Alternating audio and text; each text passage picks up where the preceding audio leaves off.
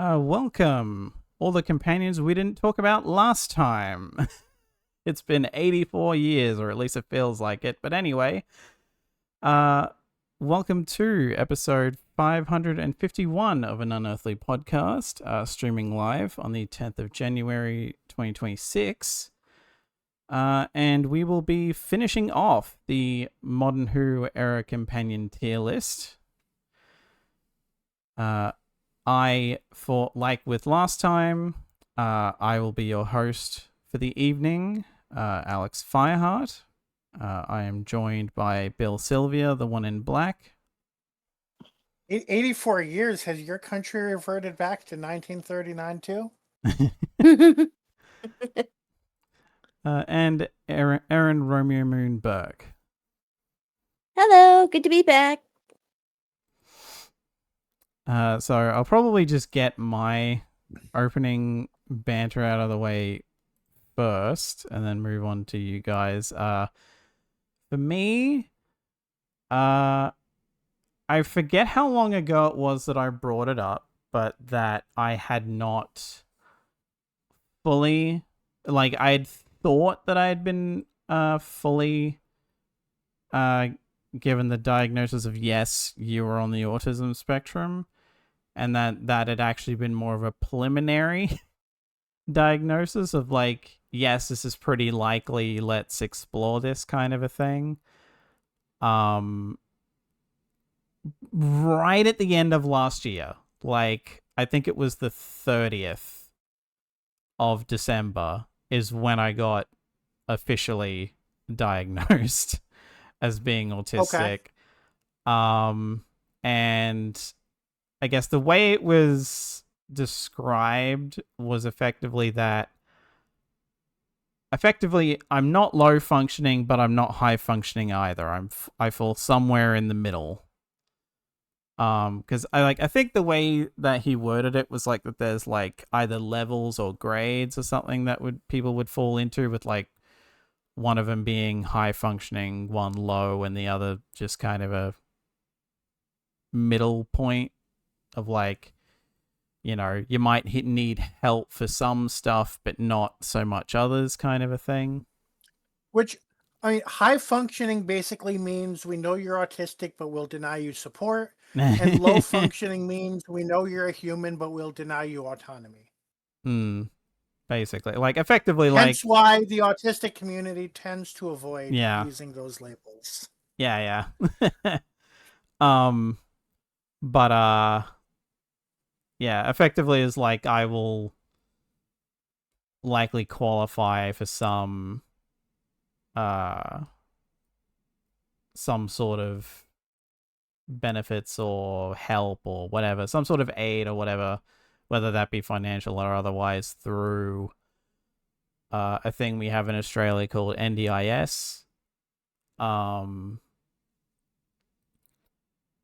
if I'm quite honest, depending on if I can get financial support, depending on how that is handled, because I know that there are some people who have said before that not autistic, but they are disabled in some way, and if their partner makes any money at all, the money that they would have got as disability payments or whatever would be cut off for that time period, which is real bullshit. But it's if that's the way that's gonna work, then I'm gonna be quitting my job. Which, to be honest, I've been considering anyway, because the weird kind of thing about having to actually really think about this, the worse being at work has gotten, in a way. I work in a busy shopping center, so it's, being in massive crowds, not great, especially since it's not somewhere that I want to be, it's somewhere that I have to be. But yeah, that I noticed the more I'd been going through this process, the worse that's kind of been getting. And I think it's just a matter of I maybe used to be able to tune it out, but now I'm more aware of it. It probably also didn't help that my the meds I was taking on the ADHD side of things, I was taking a slightly higher dosage to see if that would make a difference. And I think that was overdoing it, especially at work, because they're stimulants. So it's like, I'm overstimulated because of all the people and the noise and everything at work. But then I've also taken these tablets that are stimulants, so it's probably making it a bit worse. So that dosage has gone back down for now. But yeah. Aside from that, basically just been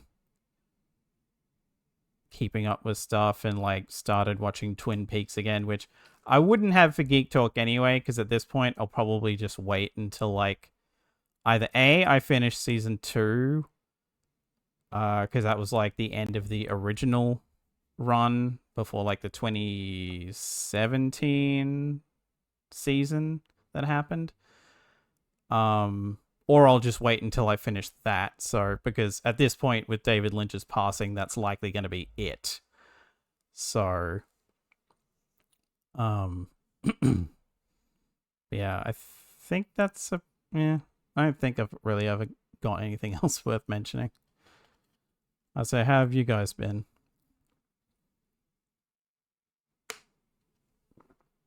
Aaron, I guess do you want to go first?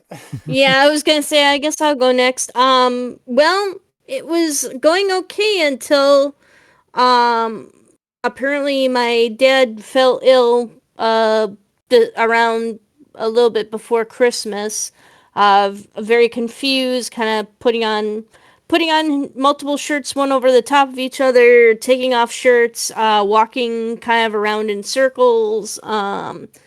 Hospice didn't really know what was wrong with him, just kind of a bit of dementia or confusion or something. And then on January 2nd, he passed away in the morning. So that was unfortunate. My brother was there with him, so he wasn't alone. At least there's that. And then my dad comes from a larger Irish Catholic family, so two of my uncles, one of whom is the executor and has experience with my grandparents' estate and dealing with all that. They came up and they cleared out his apartment and dropped everything off in the house. So I spent the weekend helping my brother, just kind of hanging out with him, making sure he was okay, because he'd had a mental breakdown on or had like a little bit of an issue on Christmas Eve when he came in and found that the pipes had burst in the basement. So he was not happy to see that. So that was not easy for him. And then being there with my dad at the end was also not very easy. So I tried my best to cheer him up. My boyfriend Chris and I were there, and we got my niece activity book to color in and everything, so that she could kind of take her mind off of things, and so I'm just kind of hung out with the two of them, and that, which I don't think my brothers really had anyone to hang out with up there, so it was kind of nice. So took them to the hotel swimming pool and the hot tub, and just kind of relaxed, helped them relax. Also went to a Star Wars themed cheesesteak place up in Green Bay, the Rebel cheesesteak. There's like all kinds of statues and posters and everything, and of course all the statues and stuff were decorated for Christmas. You've got Han Solo frozen in carbonite with a Santa hat. Huh? When you paused after cheese, I was like, you know what? Only in Wisconsin would there be a Star Wars themed cheese place. Well, this is both steak, cheese. and I'm like, okay, maybe that's a little more Philly typically, but it was actually really delicious. I had Chris and I kind of split 2 cheesesteaks between each other. I got the Cheese Whiz cheesesteak, along one half of one of those, and then the other half was teriyaki with provolone cheesesteak. So that was pretty good. When I went to Philly, I refused to try the Cheese Whiz because I've heard that the locals basically talk shit about people from out of state coming in and having Cheese Whiz, but and also it just sounded gross. But I did try it once. It was I think it might have been from a Chicago-based place. One of the times I was Okay. in Chicago, but I was like, you know what? I have to try it. And honestly, I don't think there was enough Cheese Whiz for me to really taste a difference compared to just like regular cheddar. I could Mm. see that it had been there, but it didn't taste a big difference. Yeah, like for me, it was good, but it just tasted a bit more salty than the teriyaki one, which the teriyaki one Hmm. was also fairly salty anyway. So because it's got the teriyaki marinade on it and stuff, so Right. um, it was tasty and it was really cool. Like it was funny how they dressed all these stuff up, all these statues up for like Christmas and everything. I'll have to like post pictures of that for you in the Discord chat. But it was a good weekend. Came home, just kind of tried to relax. It's not been easy because there's another person who claims to be an executor from my mom's estate, even though there was no will signed for my mom. So there's been a bit of back and forth with that person. So yeah, I don't know. It's very kind of muddy and stuff, and I wish it was a little bit more straightforward personally. So Mm, hopefully it all gets worked out, and hopefully the estate doesn't get in trouble for anything for Hmm. defaulting on any kind of loans or debt. So yeah. yeah, but that's pretty much how my holidays have been. Yeah. Yeah. We talked about it a bit off stream, but yeah, I hope things go smoothly for you. Yeah. Hmm. That's the downside of there actually being an estate. In my situation, I was like, well, there's a lot of debt and there's no money to pay any of it with, but they legally can't come after the kids just for being broke. So I guess also it was just a bad time for everybody. So Mm, I handled less of it than I should have, with the assumption that eventually the businesses would realize they weren't getting paid. Hmm.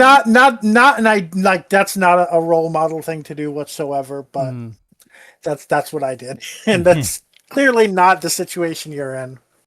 mm, Yeah, Uh, like my my my month. So, yeah, this past semester has probably been one of the most challenging for me, just in terms of juggling time commitments. I was doing uh, well. I both had a larger assistantship, so more hours of assigned work than normal than most semesters, except for last spring. And the fall is always worse than the spring because of the way it's structured. But also, for the hours I was scheduled, I was given more work than I typically have. Um, Basically, twice as much as I was expecting for two of my three roles.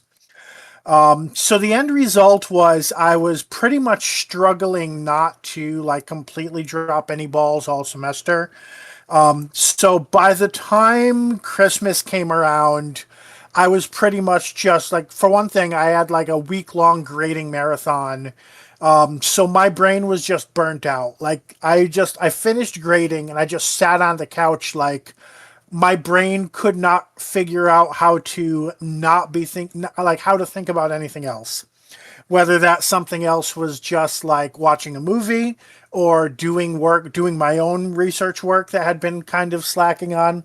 My brain was just like, I don't know what this is if I'm not grading right now. So I took a full week of just completely backing off.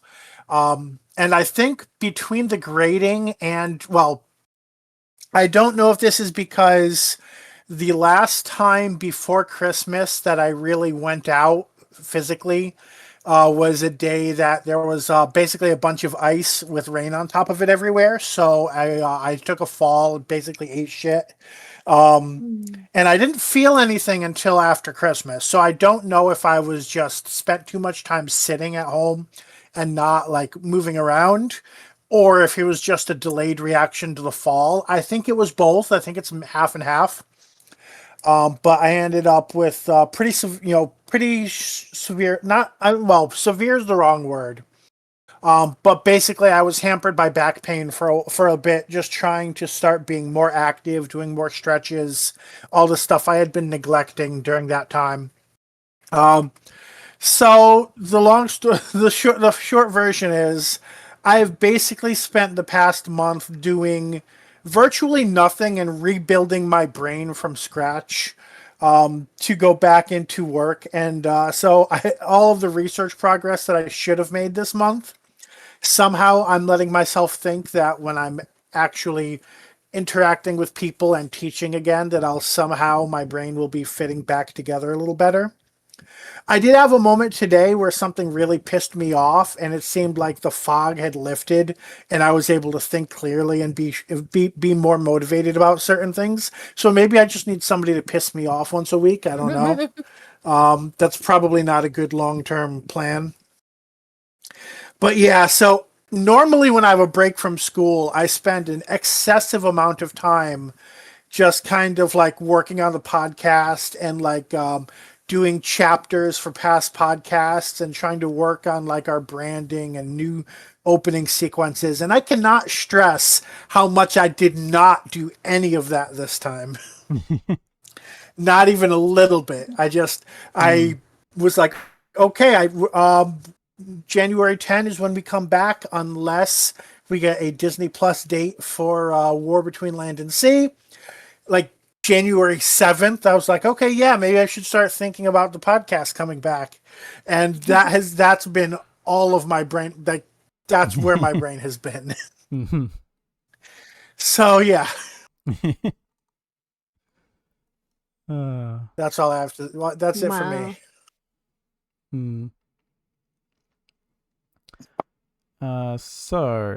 Moving on from opening banter. So tonight on the podcast, we have news and birthdays, which we're going to try and get through as quickly as we can, given how long the last tier list was. Even though, like, we have far less people to get through this time, but given how especially I rambled on a lot, like, you never know how long that'll take. But in any case, with that, we start with the birthdays.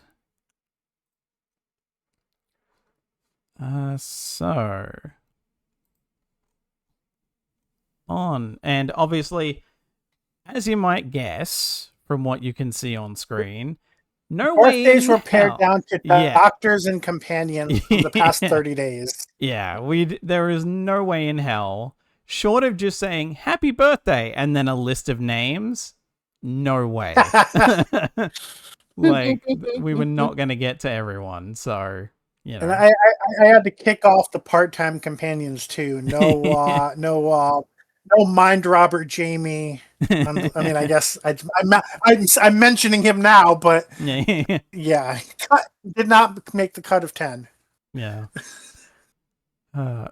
So on the 12th of December, we have Sarah Sutton, who played Nissa of Traken from 81 to 83, plus worked for Big Finish since. Turned 64.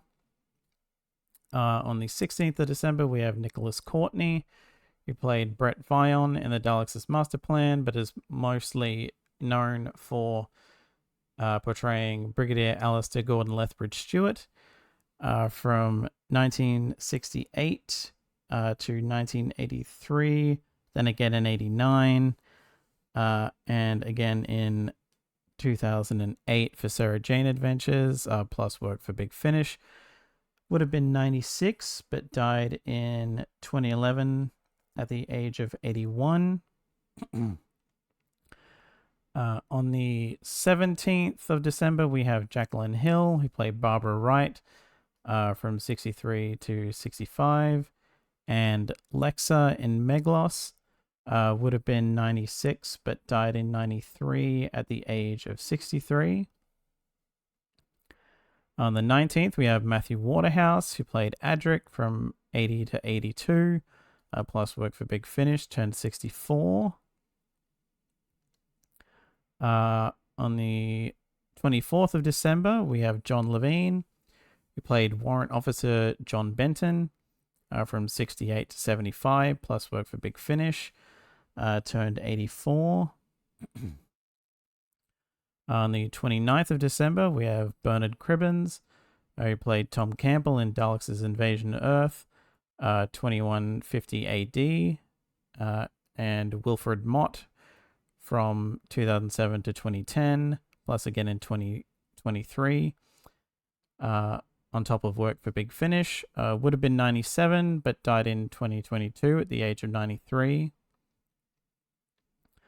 Moving forward to this year, on the 1st of January, we have Sophie Okonedo, who played Liz 10 in Series 5, and Alison Cheney in Scream of the Shalka, turned 57.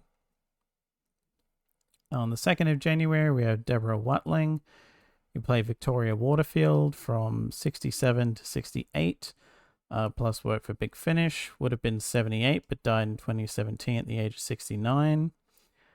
On the 6th of January, we have Rowan Atkinson, who played the Ninth Doctor in Curse of Fatal Death, mostly known for characters like Blackadder and Mr. Bean, stuff like that. Would be here all day. Turned 71. And finally, on the 8th of January, we have William Hartnell, the First Doctor from 63 to 66, and again in 1973 for the Three Doctors. Would have been 118, but died in 1975 at the age of 67. So happy birthday to Sarah, Nicholas, Jacqueline, Matthew, John, Bernard, Sophie, Deborah, Rowan, and William. And before I say anything else, I'm going to have a drink of water because my mouth is drying out.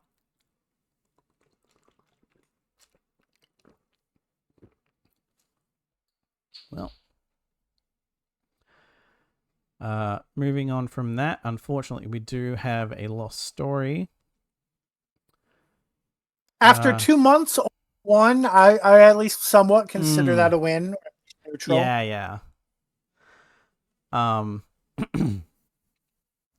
Unearthly Podcast is sad to report that Amanda Brochi, apologies if neither of those are correct, director of season 2's Lux and The Well, died on the 19th of December.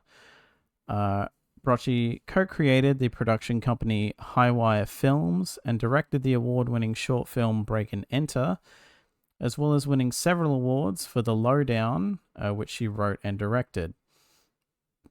Brochi's death was announced by her husband following long illness. Yeah, that definitely sucks. Yeah.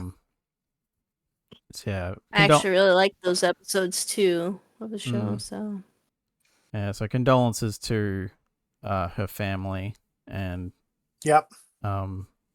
Family and friends, and yeah, just rest in peace. That's like,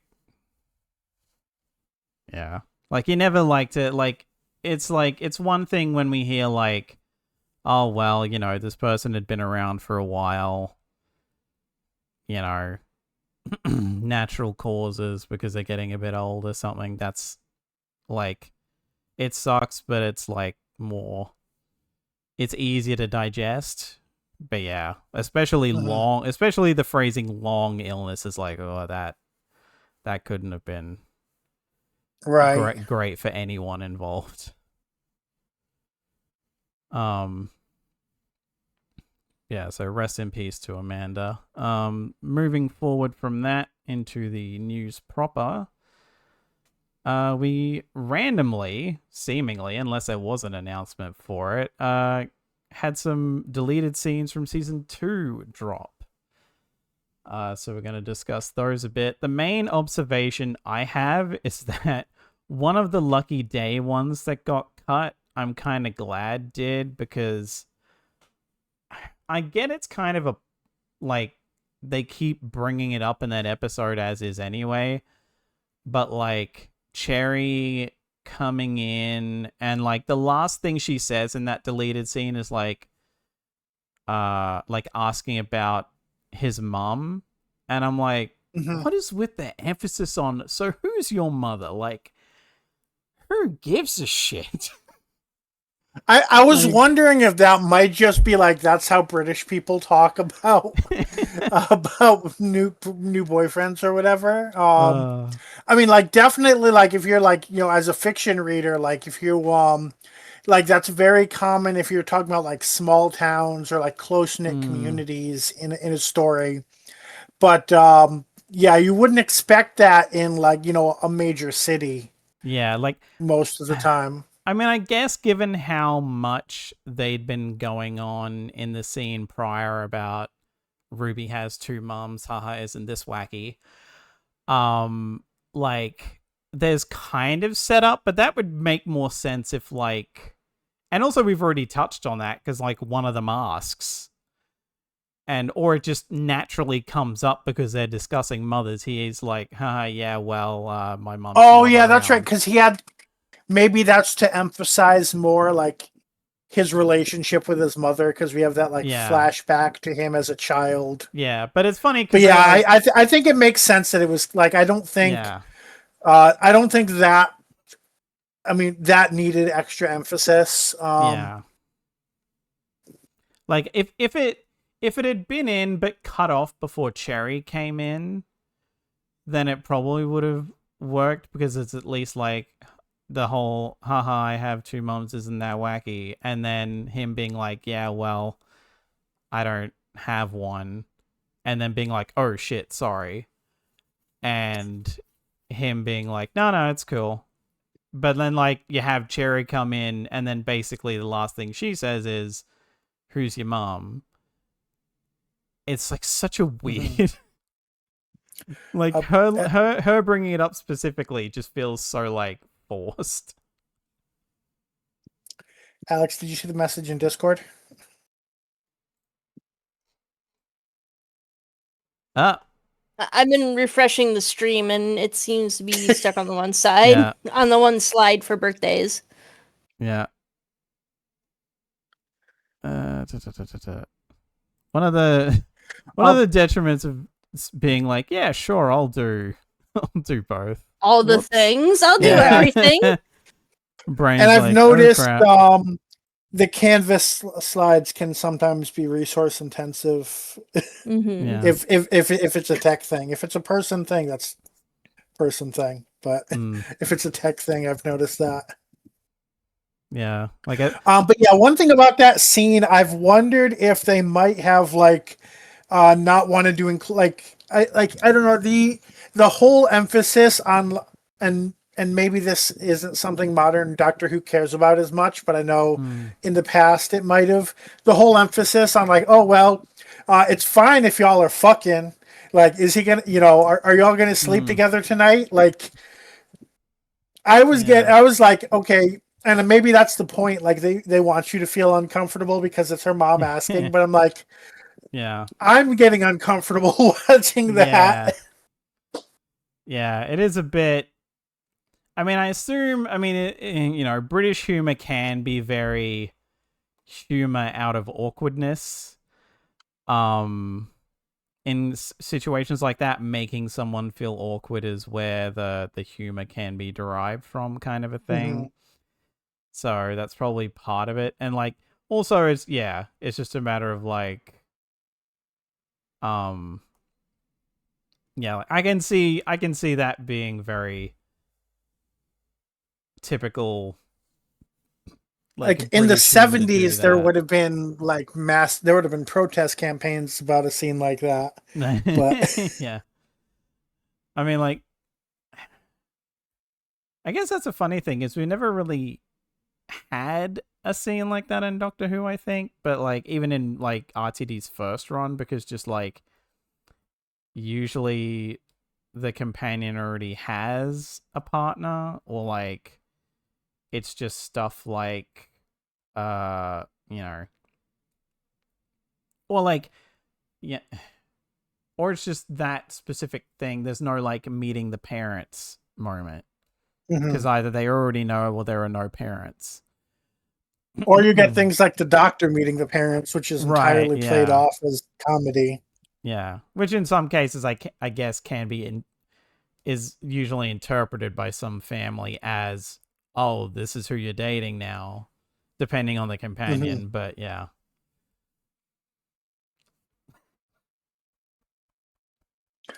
One scene that stood out to me that was interesting was there was the whole like the doctor confessing like, oh, I had thoughts, and Belinda being like, no, you didn't, because she does, which we know, like in the actual episode, she ends up calling ICE and being like, he was having thoughts. So, come arrest him for thinking. So like that scene, I could see where that fits into the story. I'm guessing it was just cut for pacing. Probably. Especially since we do have the like... Isn't the one where he's like... the one that she actually calls about is him like saying that he realizes he had feelings for the man that he saw on the TV, which was like the character, like Rogue, whatever his name was. Maybe, yeah. So they maybe it was either supposed to be like an additional setup for that. So it was like that combined with that and you had thoughts about those kinds of thoughts about a man. I'm going to dob you in now. And him maybe just think, and I could see RTD basically going, no, actually, yeah, we probably only need that and not, you've been having thoughts at all. Or it's a bit on the nose, because, I mean, they basically are the thought police as is, so.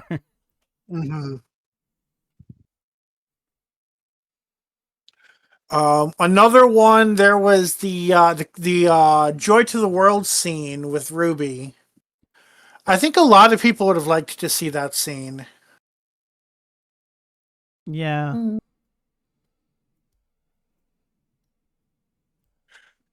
Because I forget. Yeah, I mean, I can understand why they left it out, but yeah. Yeah, like, do we actually see him, like, that he's trying to call Ruby at any point? Because I'm forgetting if I know they mentioned him, like, waiting.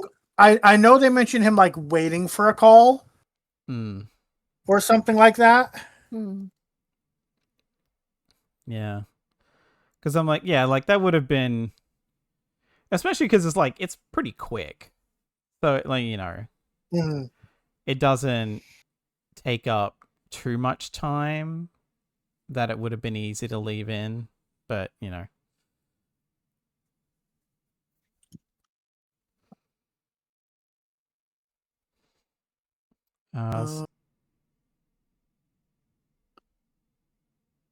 so were there any other scenes we can think of to talk about from that, or are we right to move on? I think we're good to move on. Yeah. Don't want to spend too much time on it. Okay, so moving on from that. Thankfully, I did remember to change the thing this time. So first up in spin-off news, we previously announced that CBeebies was looking for a production company to produce a show for preschool audiences. It has now been announced that this production company will be Blue Zoo, who has collaborated with CBeebies on several other shows. I think we're all in agreement that we're probably not going to cover that show once it ends, right? Yeah, and like it'd be like doing a Star Wars podcast and like reviewing Young Jedi Adventures. It's like, you're not the target audience. What do you care? Yeah. Let it just exist. Like it's the, it'll just be Doctor Who for a younger audience than even Sarah Jane Adventures was aimed at. Like, it would be weird trying to cover that. Like, Sarah Jane Adventures at least has like some merit of discussion, but like when you're getting to like literal baby show territory, it's like, no. I don't need, I mean, funny as it would be to watch, I don't need like a 4-hour video essay on the Teletubbies or something. Like that would be a bit odd. But yeah, so moving on from that, The War Between the Land and the Sea will be coming to DVD and Blu-ray in February. Yep. I'm trying to see And the main reason why this is so important that it makes the cut after a 2-month break is because we still don't know when our respective countries will be legally watch this. to the point that we might actually have to just buy, like, just get it and watch it that way because it won't be on Disney Plus yet, which I guess I wouldn't necessarily be against, but but yeah, like, are Blu-ray players region neutral, or would you need like a UK Blu-ray player or DVD player? I mean, I guess it depends. It would be hilarious if they actually did release it internationally just to fuck with Disney. Just like, fuck it, like, like, as far as we're concerned, this is getting released anyway. We've done our job. Like, we'll just release it in we'll just release it in all markets anyway. Although sometimes with Doctor Who DVDs, regardless, even for like classic stuff, it feels like sometimes they do release it in the UK first and then elsewhere. So yeah, we'll see how that goes anyway. Sometimes it's only a few weeks difference. Sometimes it's multiple months. But in any case, they will be. They are available for pre-order for a 23rd of February release in the UK. But like, so okay, that does specifically say UK, but it would be funny if they just released it globally. It's a kind of fuck you to Disney. But yeah, there'll also be like a specifically, I'm assuming purely for the Blu-ray anyway, it will probably be the Steelbook, but it might be both. So moving on from that to before we go on to our next piece, I'm seeing what I'm not seeing any major sources yet, but I am seeing several people and several websites saying that seemingly breaking the news or possibly sharing each other's announcements that Derek Martin, who was in Image of the Fendal and other like background roles of Doctor Who, seems to have been announced as having died. Oh, damn. I'm seeing things 7 hours ago, 4 hours ago. I'm not seeing like any of our typical news sources covering it yet. So I don't know for certain, but it is multiple sources, even if they're minor sources.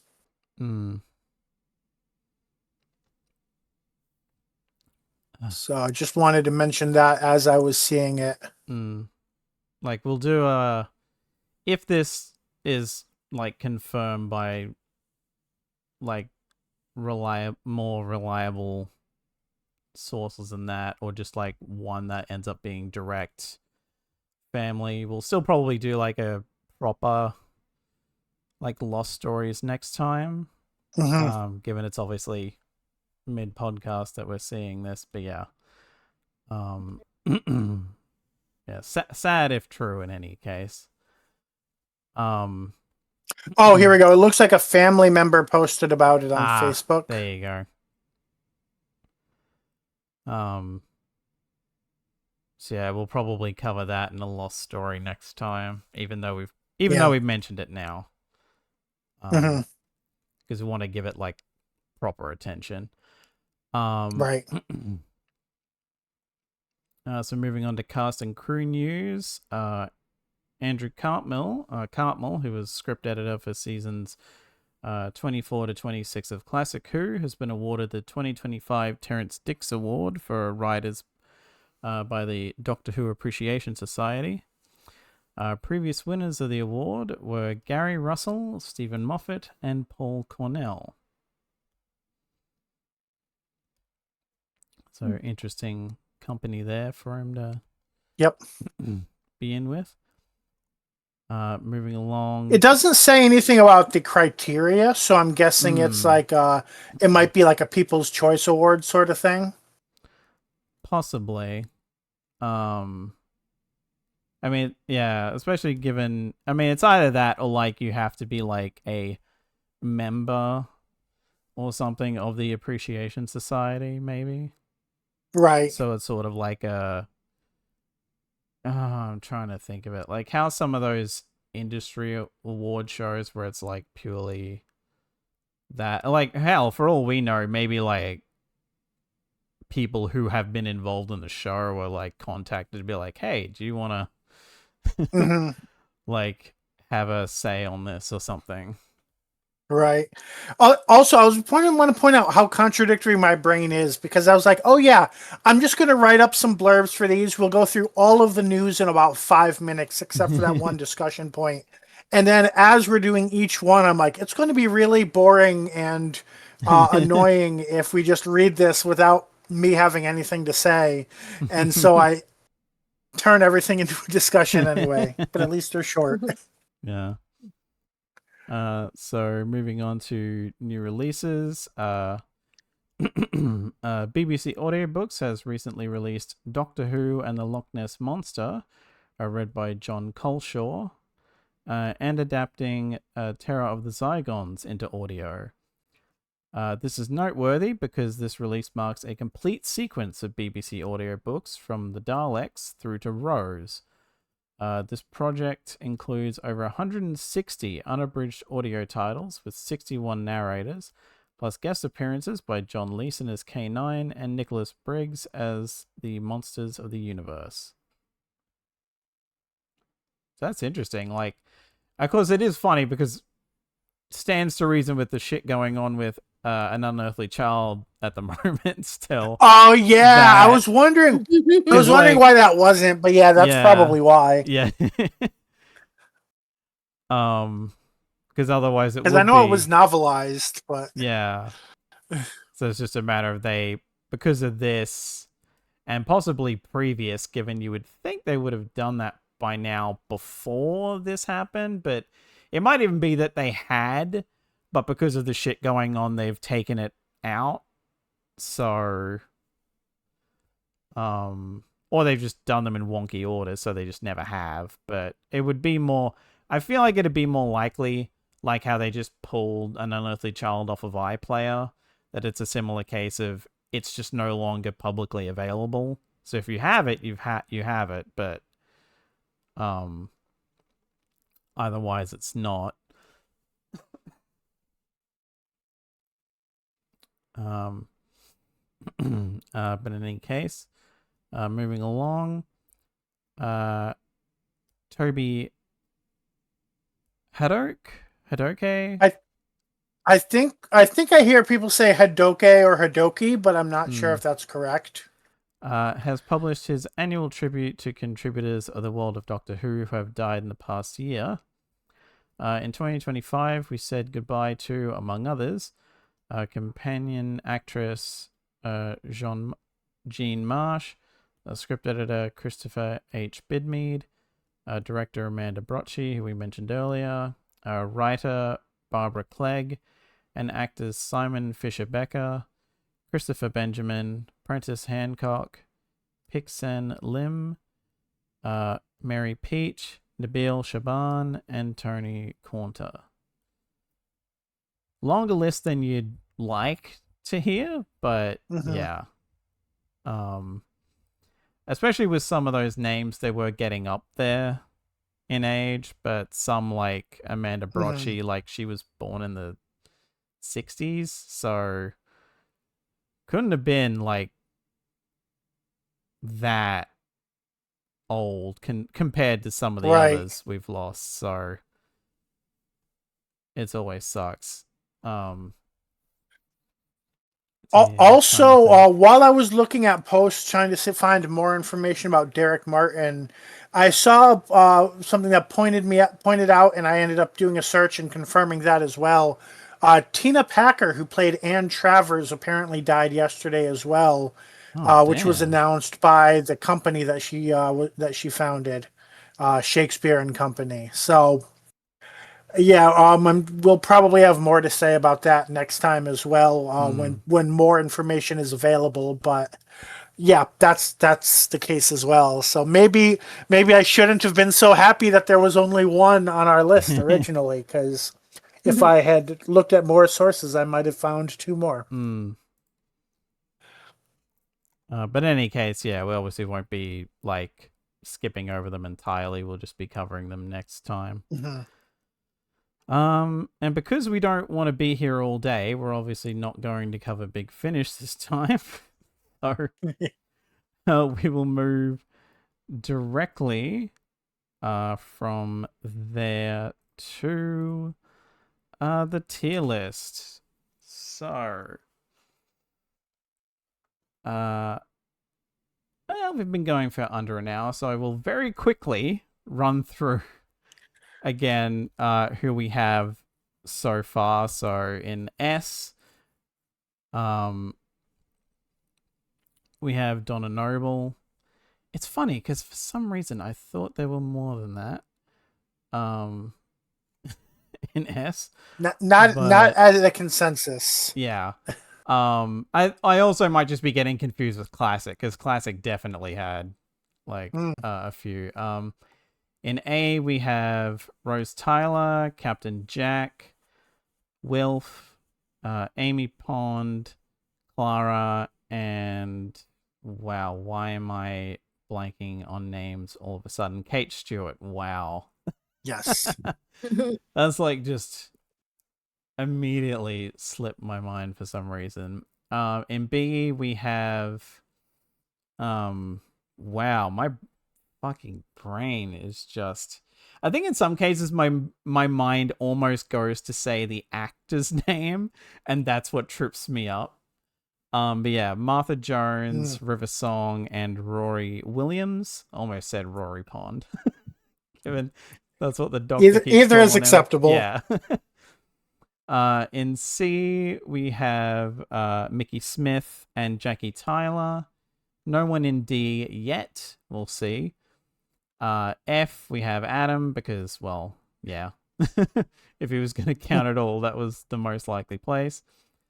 And a slew of characters in Doesn't Count. And not even going to lie to you, most of them I don't remember the names off the top of my head.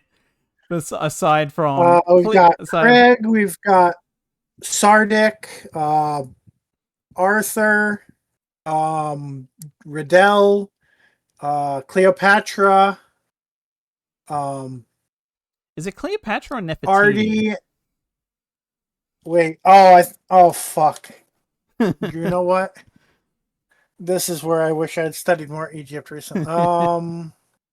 I think it was Nefertiti, because we had a whole thing when we covered dinosaurs on a spaceship about, well, she did kind of randomly disappear at some point. Yeah, then it was Nefertiti then. I think they're Andy and Artie are their names, something like that. That sounds familiar. And then Handles and Courtney. Yeah, Courtney Woods, that's it. God, I watched episodes of her in it yesterday and almost tripped up on it. But in any case, so going through to that, we will start again with... We saved Danny Pink to start off today. Yeah. Oh, God. Because that was a matter of... I was willing to, like, back then, throw him in, just blankly throw him into Doesn't Count, because I was like... And it like, because... And I think it was just a matter of he did not register in my mind at all. And rewatching series 8, like snippets of it, and in some cases full episodes, to see what he was actually in and what he did, I know exactly why. Because this poor bastard gets basically nothing. He just, like, to be quite honest, it cements my opinion. Yeah, he probably doesn't count. Like, if you guys want to count him, he'll count.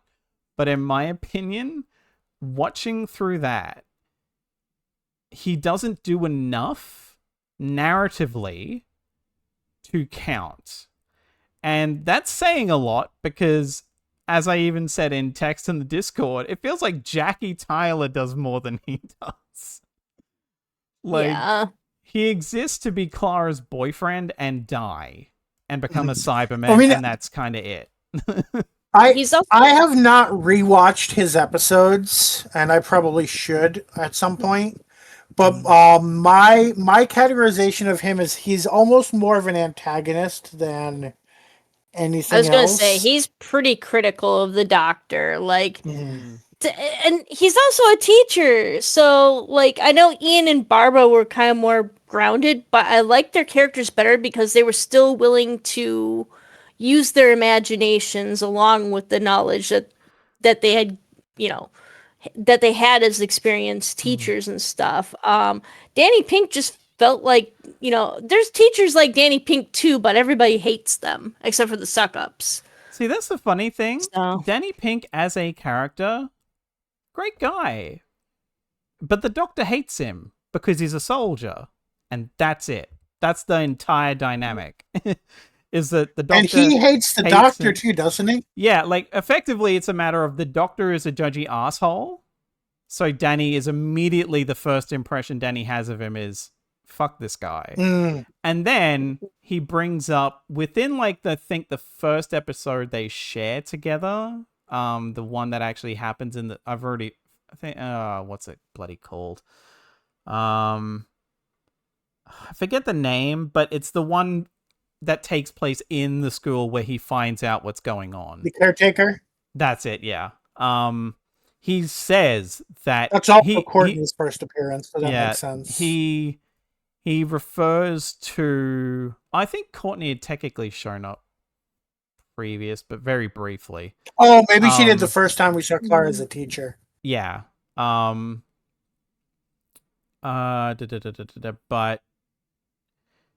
Yeah, he basically... It's like... Basically, he throws it back at the Doctor, where it's like, the Doctor's hates him because he's a soldier, but Danny is like, and I've seen his type before.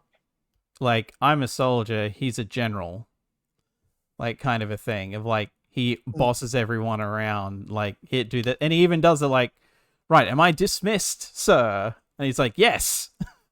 And then Danny's just like, see, told you.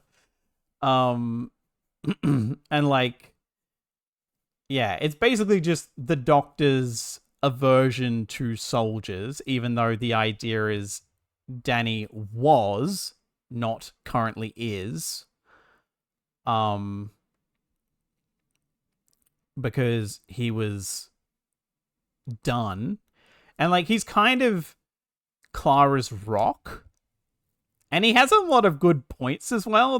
Ironically, there's times where him and the Doctor both agree on something without directly discussing it, because it'll be like, in the, oh my god, I've forgotten the name, but it's the episode where like that forest just kind of grows up around the world out of nowhere.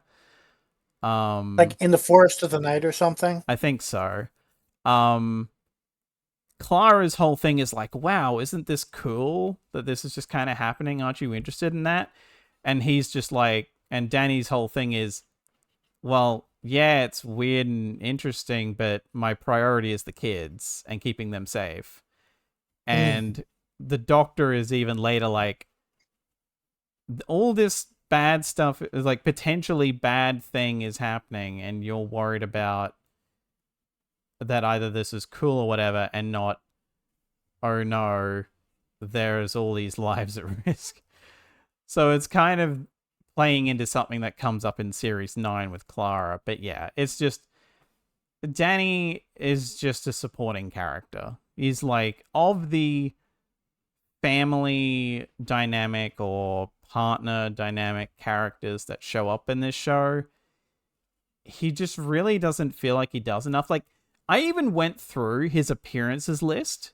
A lot of those episodes that they say he's in, he's not. Or he's like mentioned, or he calls Clara on the phone, so you see his face on the phone, but that's about it. Like, unless I was skimming too much and he did actually have like a cameo, but like, he wasn't involved with the story. There's even like a weird thing where like she like Danny is like, hey, if he ever steps over a line with you and makes you feel like super uncomfortable, this, that, the other, which ends up being the case in Kill the Moon. It's like he sort of talks her down from telling off the doctor of like, I'm not traveling with you anymore while she's angry. And he's like, you should calm down first. Then like come back to what is actually your opinion on this. And then the next one's Mummy on the Orient Express, where she's just with the doctor again. So that went nowhere. But yeah. So yeah. Very long-winded ADHD tangent way of me saying I don't think Denny counts.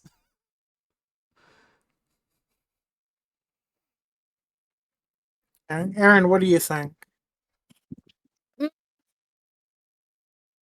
I see him as more tangential, kind of like you said, comparing her to Rose's mom really really kind of hammered it home for me, so I don't think he really counts either.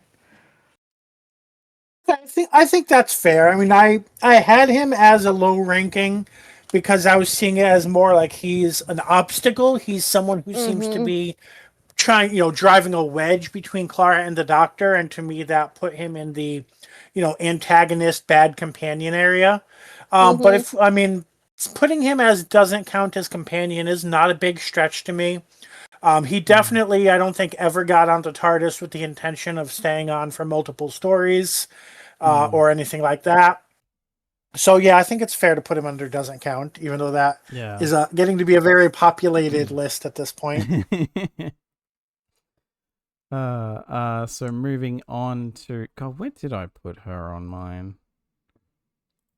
Going on to Bill Potts. I did her and Nadal's summary last time, so we won't bother screwing around with that. But for me, I put her an A. And that's a lot. That, like, you would think that is pretty high for just a one series companion. But I don't know. She gelled with me very quickly. And she was a companion that I was very pissed off only had one series. Because, oh well, we're changing showrunners, so I guess we've got to friggin' wipe the slate clean.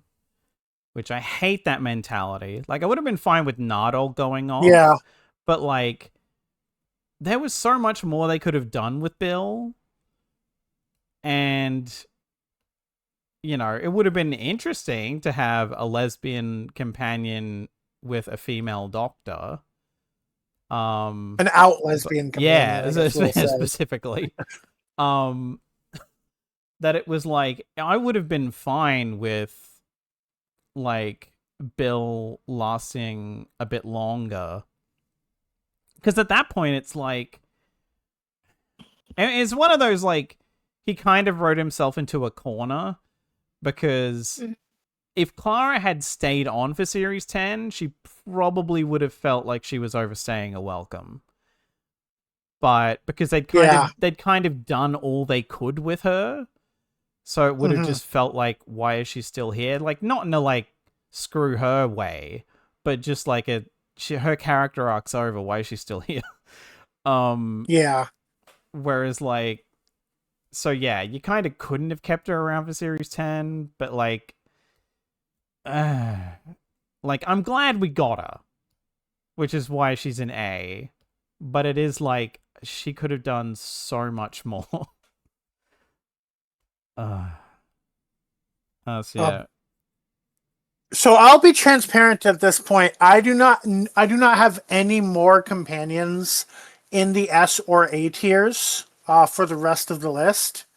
I just feel like they're all lacking a little something to move up to those higher tiers. Whereas B tier, I have more than any two tiers combined. So I have a huge amount that are in B tier, and Bill is one of those in B tier, where it's like I like the idea of Bill. I like her personality, but I wish there was more there. That we saw more of an arc with her, or that there was just something else to elevate her a little bit more. So she's stuck in B tier for me. Yeah, that's fair. I mean, again, it's Like one. Bill largely had the criticism that like her entire role as a companion was look at me, I'm gay, and I don't completely agree with that. I definitely think there's more to her character, but there's not a lot more to her character. Yeah, I think it's just an annoying side effect of like predominantly the Moffat era. I mean, as I ranted last time, Captain Jack is very a walking bisexual stereotype. But yeah, Moffat did have a habit of being very on the nose when a character was queer. Of like, you know, I remember people talking about Madame Vastra and was it Jenny?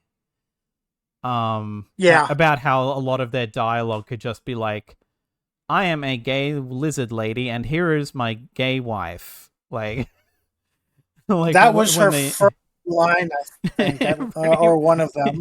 Yeah, where it's like he could just be very on the nose, which I mean, like, it's nice to have it explicitly stated. But it's also like, okay, come on, you can word it a bit better than that. Oh, so yeah, Aaron, where have you got Bill? I actually have her in B tier as well. So kind of similar things. I was upset with her exit. I thought it was kind of terrible, kind of along the lines of just saving a woman who's been incinerated into stardust, which was traumatizing itself. Yeah, like I don't know, like I liked her. I wish I would have seen a little bit more of her. Like, yeah, I do wish that she had been around for a lot longer too. So, yeah, but for me, like, just her death was just so like out of nowhere. It felt like, and Yeah. I'm like, they're not really doing this again, are they? Like, how? Like, for one thing, I was kind of bored with the Cybermen anyway. But then turning her into Cyberman, and then she's not really dead. She's just kind of stardust. She's going up, into space to be with someone. So, and it's just like, okay. Yeah, It's kind of the whole. It's All kind of the companions whole. must become immortal. Well, it's not just that, but we're gonna kill them, but not really kill them because we Yeah. can't. It's like a taboo that can't be broken after Adric died. You can't have any Yeah. companions that die. Yeah, like it's the thing that I forget if I actively had a rant about it last time, but I definitely included it in my summary for the RTD and Moffat eras. It's like, heaven forbid anyone actually want to leave the TARDIS of their own free will. They have to be forced off in some way. Like Donna gets her memory wiped, and Rose gets banished to another dimension, and friggin' Bill has the I have to go now, my planet needs me ending. Like, it's like, what are we doing? Mm-hmm. Speaking of companions being allowed to die, Nardole. Did he? Because I remember him just I mean, being. Cybermen killed everybody on that ship, right? Well, he was there at the end. Like, I think He didn't make it to after the they. TARDIS. Well, it's more that the Doctor makes him stay with the people that are on the thing after they've already defeated the Cybermen, from what I recall. I didn't think they ever defeated them. I thought the Cybermen killed everyone. No, because like he leaves Nardole to like look. Oh, maybe there was the... an epilogue scene. Now that you say that, or Yeah, say that, I. It was a matter of like he has a goodbye with Nardole, and it's like, take care of these people because they're like the survivors of what happened of the events of the Doctor Falls. Yeah, you know what? I did forget that had happened, but yeah, you're right. Yeah. It's just that like he basically that's a case of the Doctor just being like, and now I have to nudge you away because you're not allowed to be in the next series. No. Or even the Chris Chibnall did not create you. Yeah. Which is funny because you could have probably, although I guess Twice Upon a Time was only written after Moffat realized that Chibnall wasn't going to do a Christmas special. So maybe that's why Nuttall was written off then, instead of maybe he could have carried over into Twice Upon a Time and then been written off. Yeah, 12 just goes, yeah, you just stay here with them now. I need to go off alone. Yeah, as far as it's funny because looking at what I did for my personal ranking, I had both Bill and Nardole in A, and the more I think about it, the more I'm like, why did I put him in A? Because like I like Nardole, but like enough. He's funny, but yeah, it's like what? Yeah, but like that high, that's probably pushing it a bit. I probably still put him in B though, at the very least, because like I think it's just a matter of like less taking into account stuff prior to series 10, because he did technically debut in the Husbands of River Song, I should say, and then was in the Return of Dr. Mysterio, and then series 10. But I think what elevates him to B, when, to be honest, he could have been lower, even though I do like him, is his dynamic with 12 and Bill. Like, is basically what's getting him to that point. Otherwise, he probably would be a bit lower. But I do like that he doesn't take any shit from 12. And generally, I like the dynamic he has with Bill. Again, it's a thing of like, he had a little more time to develop than Bill, but he doesn't really develop much. So if you guys end up ranking him lower, I won't be all that shocked. But yeah, it's an interesting character. It's one of those looks human but isn't, because you're supposed to be like, what, an android or a cyborg or a robot or something. Like, technically not human, but looks human kind of thing. Right. And I don't think it's an alien thing. I think it's just like, yeah. Yeah, I think his head was detachable. So. Yeah. So he's just like a cyborg or android, robot, whatever you want to go with. I forget what he's specifically. I also had Nardole as an A. Okay. Yeah.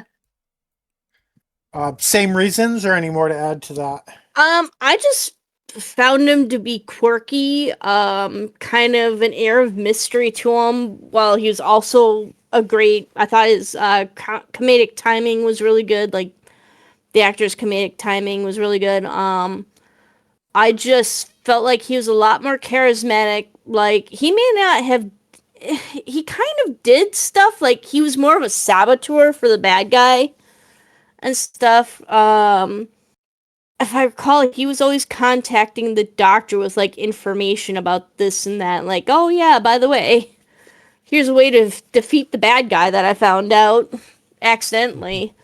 It's been a while since I've seen his episodes, but that's, if I recall, that's what it was kind of like. Possibly, because like the whole thing is that the vague recollection I have is that he made a promise to River to look after the Doctor, or like keep an eye on the Doctor. So that's why he's hanging around post Husbands of River Song. And that's where we get to mine. So I rated him as a C because he just largely he feels like an industry plant. Like, he was River's companion. He wasn't the Doctor's companion. And then it was, oh, well, people thought he was funny, so we're going to put him in the Christmas special, or a second Christmas special, because I think that was the year we had 2 Christmas specials with nothing in between them. Yeah. And then all of a sudden he's just, oh, well, the Doctor is no longer traveling in space and time, but he has a crew person who's barely even like, he doesn't, he doesn't feel like a companion. He feels like a crew member. But more than that, he feels like he was just arbitrarily put there by the writing staff. I mean, obviously every companion was put there by the writing staff, Yeah. but he doesn't have an origin story. The Doctor never found him somewhere. He just was River's companion, and then, oh well, the audience thought, or either the writers thought he was funny or the audience thought he was funny. So we kept him around due to a conversation, or even though him joining the TARDIS happened off screen. So all of that just felt really like contrived and off-putting to me. But he does also have all of the positive qualities that you both mentioned. So that averaged out to a C for me. Yep. So with an A, a B, and a C, since I dropped mine down from an A to a B, that'll even out to a B. So Bill and Nard will end up together again anyway. And while I didn't mention her in my summary last time, she does count for Series 10. So before we move on to the Chibnall era, we have to talk about Missy. Purely, and that's the trick with this one. Because with Missy, you could either be like, oh, do we count her in general, or do we purely count Series 10 because that's when she counts as a companion? Because like as an incarnation of the Master, Missy, played by Michelle Gomez, is very fun. And she, like, in a way, if you want to argue why they could have maybe not had Nardole, at least, like maybe Bill sticks around, like maybe Bill's there, but not Nardole, it's because it kind of feels like the bulk of the character development goes to Missy. In that series anyway. So it's kind of like we've technically got 3 companions, sort of, even though Missy's kind of a come and go, River Song, Jack Harkness style companion. Well, she was a prisoner, and then she kind of evolved to companion. Yeah. And then she evolved to Schrodinger's corpse, but not really, because we always knew she was going to come, the Master or Missy was going to come back. Yeah. So purely, even then, I seem to have put her in A. And honestly, I'd be willing to stand by that, just because even within that one series, again, she has like the lion's share of counts as a companion character development. Purely from going to trying to be like a bit more like the Doctor, where it's a bit forced at first, but then like actually finds herself changing as a person by the end. And like, yeah, she has the turn back in World Enough in Time, and then in the Doctor Falls kind of has the flip back. Like, a lot of it is just Michelle Gomez as Missy is very fun regardless. So that is a thing that will elevate a lot of characters in some cases. It is one of those cases where like I would not begrudge anyone putting a lower.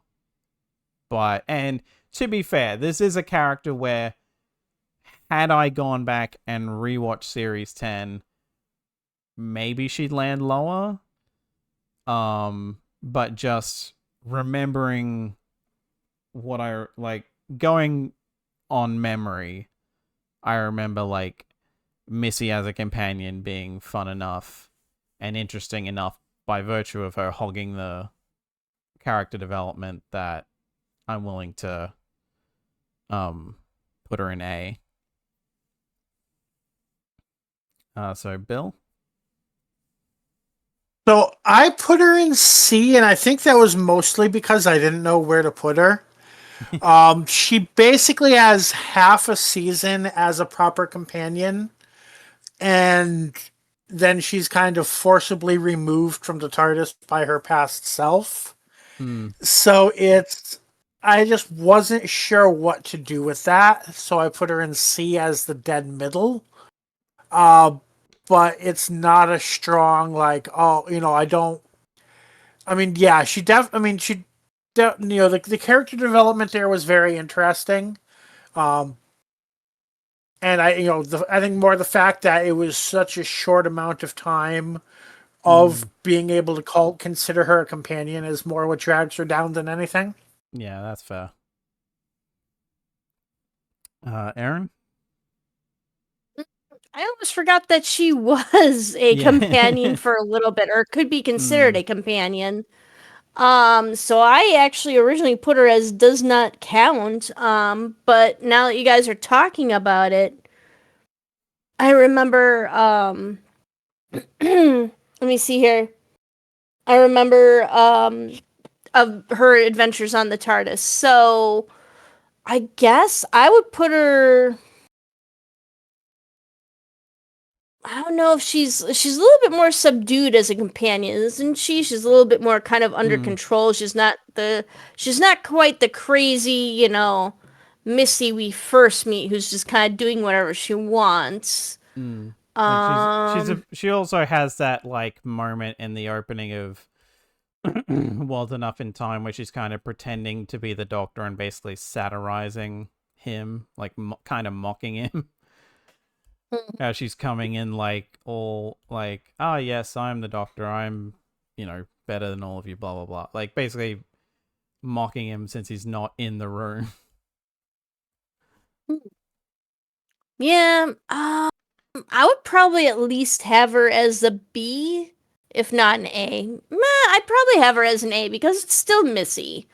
Even if she's not like wild and crazy about stuff, like she still has enough charisma and she's still doing quite a lot in the stories too, if I recall. It's just been a while since I've seen those, and I haven't really bothered to rewatch them. I did really enjoy her as the as the master, as the antagonist. So yep, I put her up in A. Just because she has a lot of charisma and she does enough to like kind of drive everything forward.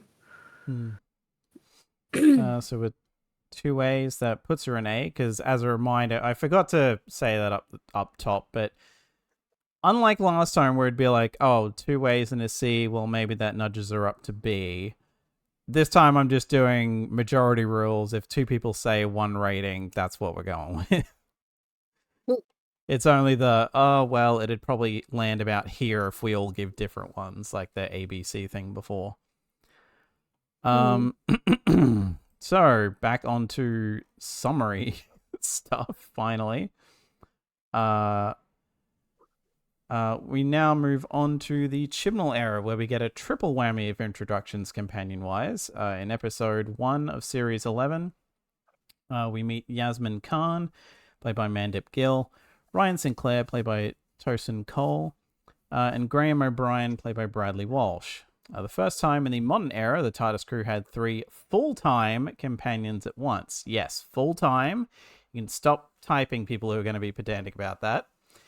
The 3 companion dynamic stuck around until the New Year's Day special Revolution of the Daleks, with both Graham and Ryan choosing to exit the TARDIS of their own free will because they were just done traveling. By God, it's a miracle. Anyway, both finish up their runs with as full-time companions, having appeared in 20 stories, although they do both appear in Power of the Doctor after the fact, so if you want to be technical, you could say 21. Anyway, after those 2 leave, we're introduced to Dan Lewis, played by John Bishop, in the Halloween Apocalypse, which we won't hold against him. The first episode of the series-long arc Flux, which we also won't hold against him. The Halloween Apocalypse also introduces us to Vinda, played by Jacob Anderson, and Carvanista, played by Craig Ells, but we'll get back to them when we're placing people. Anyway, Dan continues to travel with Yaz and the Doctor until exiting at the beginning of the Power of the Doctor, finishing his brief run at either 9 or 4 stories, depending on how you view Flux. Yaz also makes her exit in the Power of the Doctor, finishing Mel all over again. Yeah. Yaz also makes her exit in the Power of the Doctor, finishing up her run with either 29 or 24 stories, again, depending on how you view Flux. So going back to the start of that, we will start. I'll just go in the order that these are appearing to me anyway. So we'll discuss where we're putting Ryan. Where the hell did I put you? You know what? For the sake of it, I think we'll cover both Ryan and Graham together because to me, they're a duo. Like, I don't really think, like, Yaz... That's pretty much what I did. Yeah, like, Yaz you can rate on her own because she does stuff with Dan and all that. But, like, and technically, she's the only full-time companion left for the Power of the Doctor, given that Dan pieces out so early. But Ryan and Graham, they enter the TARDIS together, they leave together. Graham specifically only leaves because Ryan is leaving. So I feel like they can be ranked together, and I personally put both of them in B. Graham I really do like. But the problem I have with him is that if he had purely been Series 11 and then the New Year's special after that, and that's it, he'd probably be A. But he hangs around after his arc is over. Like I said, if they if Clara had been the Series 10 companion still, it would have felt a bit overkill because it's like, no, you've finished your arc. You're done. Go. Graham does kind of overstay his welcome. Like, I like him. He's fun. But... And he has some funny lines. But it's still like... Past Series 11 and Resolution... He's just kind of there. Whereas Ryan, unfortunately, is like Ryan has his moments. Like, he has the talk with Yaz and Rosa about the different discrimination that they face. And stuff like that. Part of it is just that Chibnall does nothing with the dyspraxia thing. Like, it comes up, like, in his first story, it comes up, like, one story later, and then otherwise it's completely forgotten about. So it's like, well, why? It's a setup for the one thing where he's like, I can't do it. And Graham is like, yes, you can. He's like, oh, you're right, I can. And that's the whole thing. Yeah. So it's like, that probably should have had, like, I don't know, some outside people who, like, that should have had some consultation, basically. The depiction of that probably should have had more thought put into it. But again, that's not Tosin Cole's fault. That's not the character's fault. That's the writer's fault. But yeah, like, as a duo, I love them, and that's why they're B and not lower for me. But because, again, Graham kind of overstays his welcome, and otherwise, aside from some key moments, Ryan is just kind of there, is also why he can't go any higher. But I do like both of them as a duo. So yeah, that's why, at least for me, they're B. So Bill? Yeah, so I put all three of these companions into B. So we're just talking about Ryan and Graham right now, or Yeah. okay. Um, yeah. So Ryan and Graham, they both definitely have moments. And they're definitely, I mean, B, I would say positive overall. Um, and but yeah, I don't know, it just kind of feels, and I think this kind of goes for the writing of their whole era as a whole, of just like not being especially ambitious, not especially following through with everything. Graham, I think, is the most coherent, but his main thing is, I'm grieving my wife. Okay, now I'm going to. I was grieving my right wife in the TARDIS, and now I'm going to grieve my wife at home. Ryan is kind of in some ways along for the ride with that. He has his plot going on at home, but it's only it's more here for a few episodes and then ignored the rest of the time. Yeah.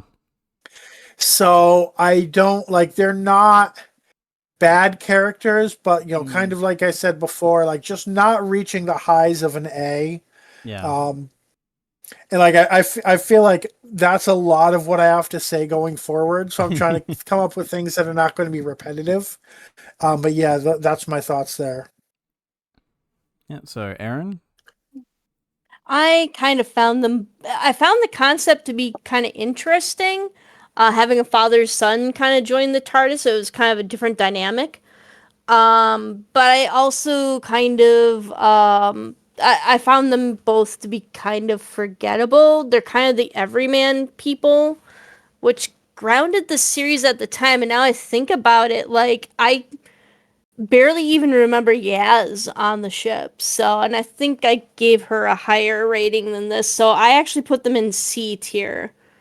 Just because they were a little too normal. Actually, I put Yaz in C tier as well. Oops. I found them all to be kind of have potential, but I don't think it was really. I guess Graham's story did find an ending at least, but so I could see maybe having him in B, but like, yeah, just kind of a little bit undercooked for all of them. It felt like. Yeah, like the perspective I view it from is that Chibnall was operating under classic Who companion mindset, where they're just everyday people pulled into extraordinary situations, but they didn't have like enough. Like, Graham had a thing, Ryan had a thing kind of that didn't get touched on a lot. Yaz is a cop, and that's kind of it. Like, she develops more, and I guess that's why I could see like you putting like her higher than these two, is that she kind of has something going at some point. But like, yeah, like when these two are around, she is kind of like shafted a little, and it's why three companion TARDISes are never a great idea. Really, because even in classic, when they had like multiple episodes per story, one would usually get sidelined out of the three, because it's like there's too many characters to write for, so we're gonna have to, there's like the infamous thing of Kinder where Nyssa just like kind of falls, like just kind of needs to take a nap in the TARDIS for like 3 episodes or something. And even like, and like Tegan's got her whole thing going on, but yeah, it's like, Was the first Doctor the best that we've ever had with 3 companion TARDISes? Probably. I can't think of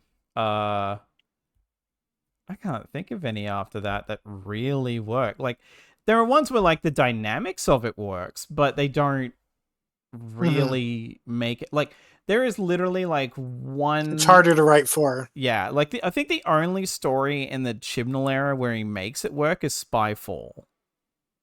and that's it. Like, I feel like that, because that was the story where, like, my opening, like, overall positive was Yaz had something to do. And Spyfall's a two-parter. Yeah. Hmm. But yeah. In any case, Ryan and Graham end up in B. Because both me and Bill put them there. Funnily enough, Bill let slip that they'd put Yaz in B. So did I. So she just, all those like primary Chibnall companions already end up there. And that is very much an indication of, as much as I am willing to be a lot nicer to the Chibnall era than some, I can absolutely both at the time and in hindsight, what the hell was going on with Yaz? Like, she's like, the whole thing is we kept begging for them to do stuff with her, because like, and then we get like glimpses here and there, like Demons of the Punjab, great, that was like a Yaz focused episode. And that is one of my favorite episodes of the Chibnall era. Like, that's very heavy Yaz focus. Then there's like the whole stuff with I forget. No, I was gonna say It Takes You Away, but that's more Graham focused. Was It Takes You Away the one where Yaz has the plot about when she ran away from home as a kid? I know that's Can You Hear Me, I think. Which is the one that I was. Oh yeah, I was mixing those. That's because I think they were okay. I could be the wrong. Titles are a little weird for that era. I could be wrong, but I think those were the same writer. Which is probably why I get them sometimes a bit muddled. But yeah, it's like, I think that's the one, and that's also the one where like she like ends up talking to that older woman and like relating stuff to her, because I think she was like, maybe she was the cop that found her when she ran off. Yeah, she was the cop. Yeah, and like, or whatever you call a cop when they don't like shoot people. But yeah, she had like nuggets of interesting stuff. I don't know why the hell she was a cop, but at least we got the explanation kind of through that of like, she was the reason why Yaz wanted to become a cop. Yeah, I remember that. Yeah, so we at least got that as like an explanation, because otherwise it's like, why is this character a cop? Because like, it's kind of funny because it ultimately doesn't matter that she's a cop, because she just kind of abandons. And yeah, eventually Yaz was like, I'd rather be a lesbian. Instead, not going to be both, just a lesbian. And like, you know, there's the interesting setup of like Ryan and Graham exit, and like Jack is talking to Yaz and being like, oh, who would want to leave? Which is the very RTD Moffat mindset. And that's the mindset that she ends up with. She doesn't want to leave. She has to be nudged off. But with her, it works because at least there's the dynamic there of the doctor being like, this is getting really awkward. Like, aside from just probably feeling like the doctor needed time alone, probably also like, I can't, like, the execution is flawed. But what I get from that is basically the doctor being like, I can't be what you want me to be. Like, I can't be that for you. So, you know, try to live your life away from me if you can. Mind you, all of the Chibnall eras, both surviving and, like, aside from Yaz willingly leaving, how have they not... like, the fact that they haven't come back as, like, a one-off yet does kind of bother me. It's like, they're still around. Like, they don't have to, like, be there for an entire story, but even just, like, randomly. She could have shown up in Unit. Like, the whole thing Yeah. is that Kate was, like, recruiting people, past companions for Unit. Like, where the hell were they? Mm-hmm. Short of, Yeah. like, you know, scheduling conflicts and stuff for actors, but still. Anyway, before that becomes an even longer tangent. Bill, no, well, I guess we'll give your reasons why now, because you said before that you put her at Okay. B, but yeah.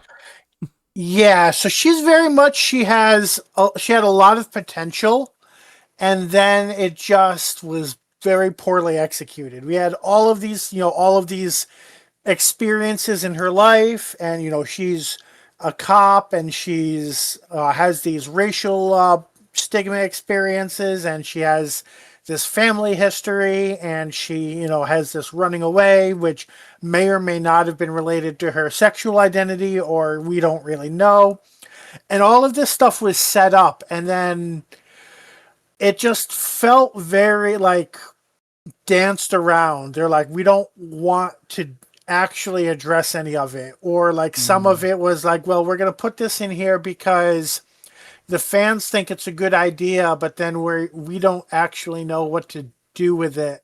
Yeah. And it just felt like there was so much set up, or at least so much that could be used, that was just kind of left there. So she just kind of became kind of generic companion girl after a while, and kind of losing those interesting things because the story wasn't doing anything with them.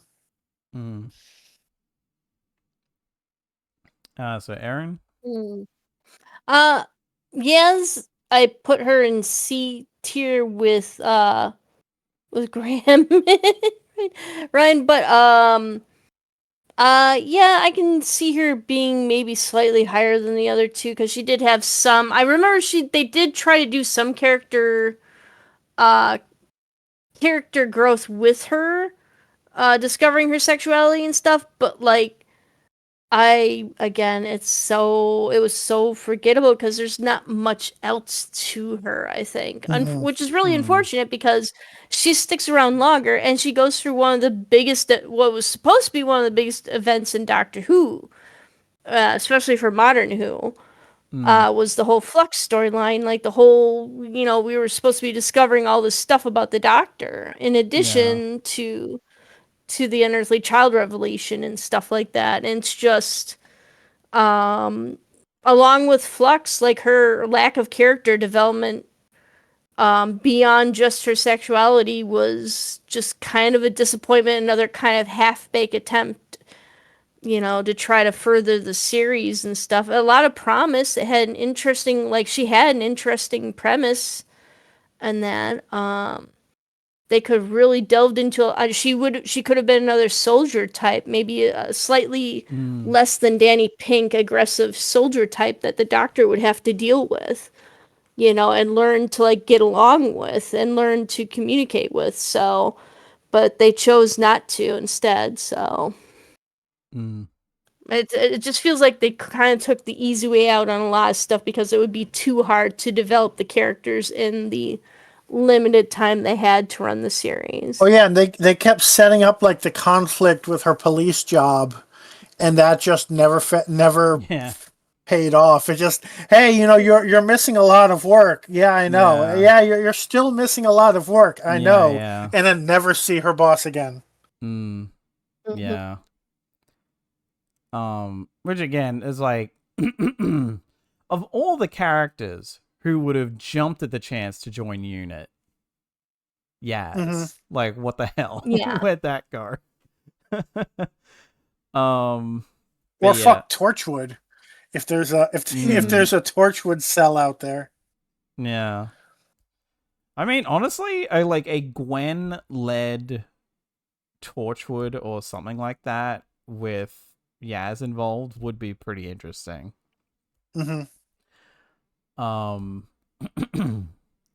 Especially because in something like Torchwood, they would be more willing to explore Yaz being queer. as well. In any case, moving on to Dan Lewis. You know, I could be mean and have him be lower than what I gave him, but I just put him at C. And it's purely because it's a matter of like he's not a bad character at all. But why is he here? Like, I think I even remember expressing that opinion at the time. I was thinking like, oh good, Ryan and Graham are going, we'll just have Yaz now. And then they introduced Dan, and I'm like, what? Because I even think I remember like us talking about at the back then. I forget which one of us would have, but we probably all had the opinion of like, okay, good, paring it down to one, Yaz can get some proper focus now. Yeah, because we were like, oh, Yaz has gotten less development than either of the others in those two seasons. Yeah. Here we can get a Yaz season. Yeah, and then Dan shows up. And I mean, to be fair, I don't think Dan really gets a lot of development anyway, which is also why I put him at C. But it is just, and you know, again, he also willingly leaves, which is nice. Which, you know, in his case, rather than Ryan and Graham being like, yeah, we've been neglecting our home life, like our personal lives and people that we still know and care about on Earth, or at least that's Ryan's excuse anyway, is like, I have all these people, these friends that I care about that need me, and I keep neglecting them to go on adventures. I think I'm done. And Graham going, oh, well, if you're done, so am I. Because I'm only here because you are. Dan having the, holy shit, this is too much for me, I'm out. Like, kind of like a speed running the Tegan. I think it was also because his crush was like, you know what, I canceled our date, but I'm ready to try to have the date again. And he's like, yeah, I'd rather do that than travel with the doctor. And like, well, I think it's more like once he makes that decision, he runs into her again and like apologizes and maybe that's the order of events. Yeah, but possibly. Like, I think it was also just a matter of the situation they were in. At the start of the Power of the Doctor, he's like, he gets kind of riled up for the, like, kind of the first time, because he's kind of like, I could have died, or like, you know, we could have, like, is that what this is always like? This is too much. Like, I think it was also just a matter of, like, possibly other people were put in danger or something, and, like, the flippancy that the Doctor might have potentially had or something was also kind of like, why are you so flippant? Or something. Dan, you couldn't have died. No companion has died since the 80s. Right. But yeah, it's like him having that very, because it's like his helmet or whatever cracks when he's like out in the vacuum of space or the time vortex or whatever. And so he's like, that near-death experience, he's like, no, I'm out. Which is fair. It's like, that's a more realistic reaction, to be quite honest. And for a guy who's very, like, average Joe on the street, like, yeah, that would be a very... Like, yeah, he only joined them because his house got shrunk. Yeah. Like, yeah, we have him for so little, which is why I put him in C, that, like, we have him for so little. He doesn't really develop much. He's just kind of there to be the Graham. And that's kind of it. Just like a different flavor. He's not like an exact carbon copy. He is his own person, but he is like just the older gentleman companion. Which is interesting to have at all, really.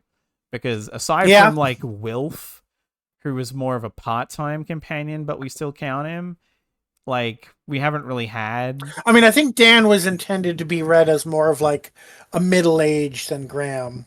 Right. Which still, I mean, a middle-aged companion is not something we get very often either. Yeah. So yeah, it was another thing of like, he's not a bad character, but why is he here?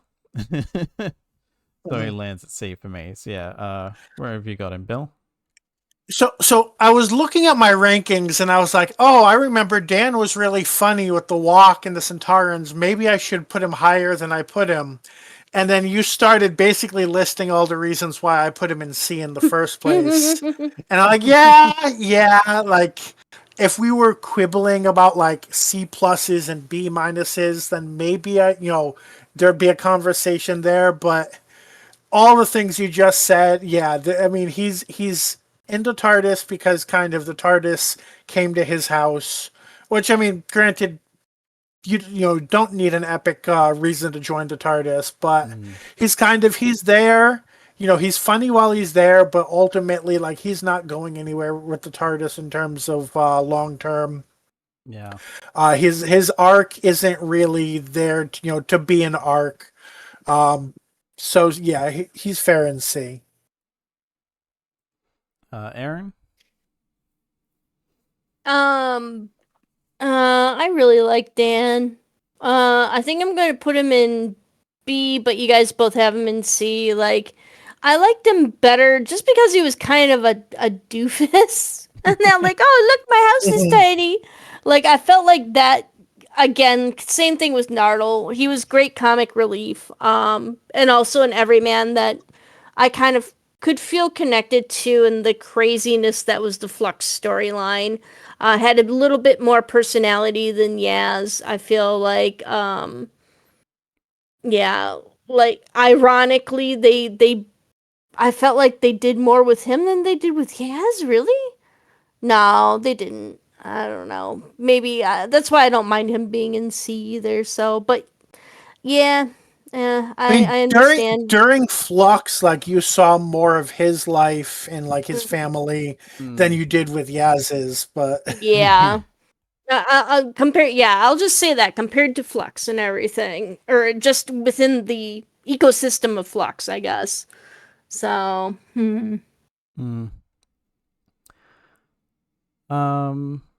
So yeah, Dan ends up in C. I'll quickly touch on it's funny. I mentioned 2 of the characters, but there's 3 here. I'm assuming from Flux, I guess. But I don't know who the middle one is. Could not tell you for the life of me. Because there's Carvanista, then some random Carvanista, Jericho, and Vinder.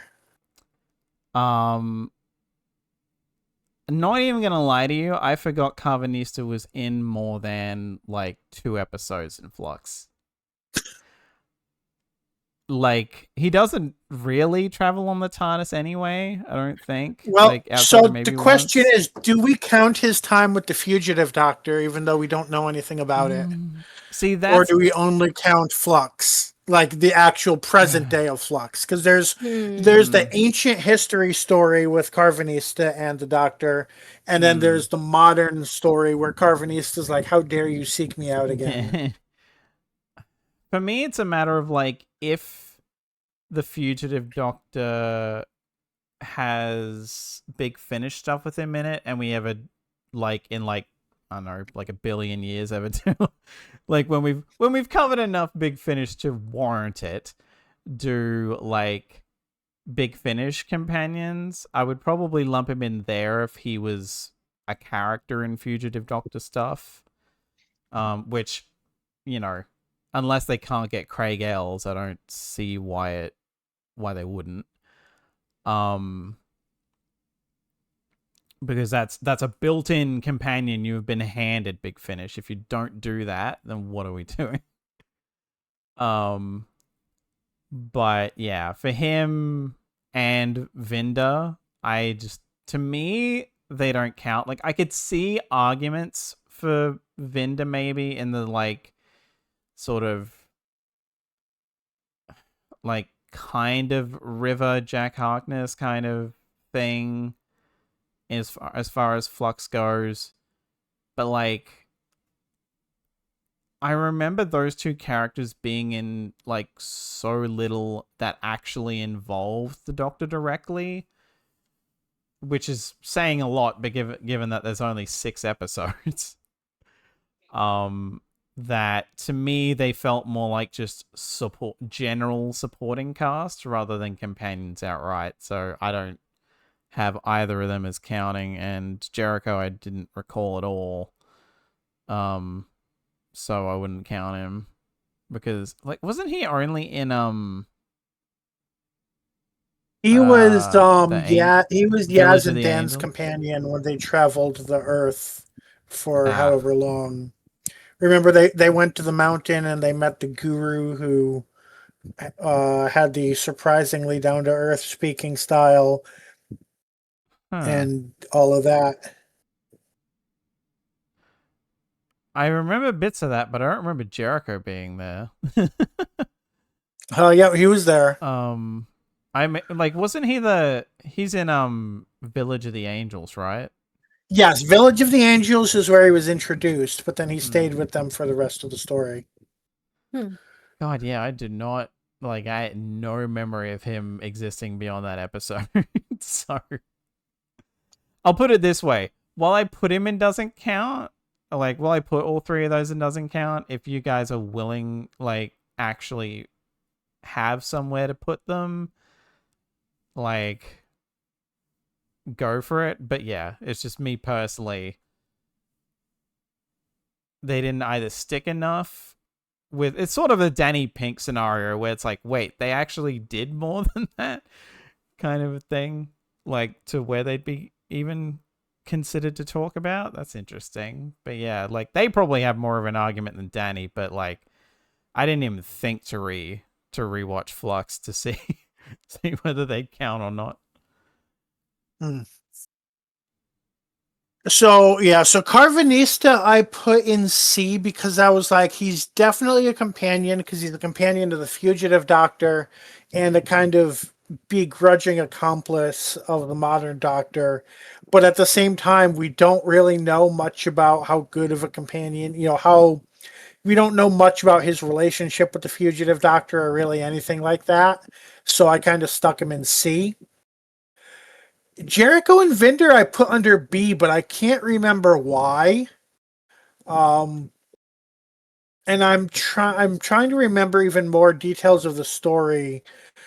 Jericho was very clearly traveling with Yaz and Dan, and was an equal member of the party at that time, but I don't really remember more details.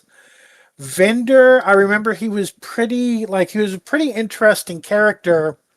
But like Alex said, not a lot of that had anything to do with the doctor. And I think I only included Vinder counted him as a companion because he also showed up in Power of the Doctor. Mm-hmm. So I could kind of go either way with that. But I don't remember why I put him in B.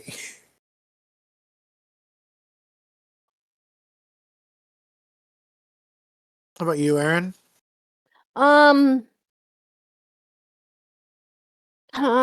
So Binder was the guy from Flux, right? The main guy with the dreads, right? Yes. Okay, yeah. I remember him. I remember being annoyed by him.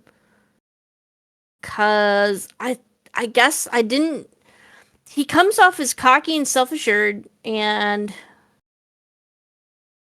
I don't know. I think he tries to investigate the Flux, doesn't he?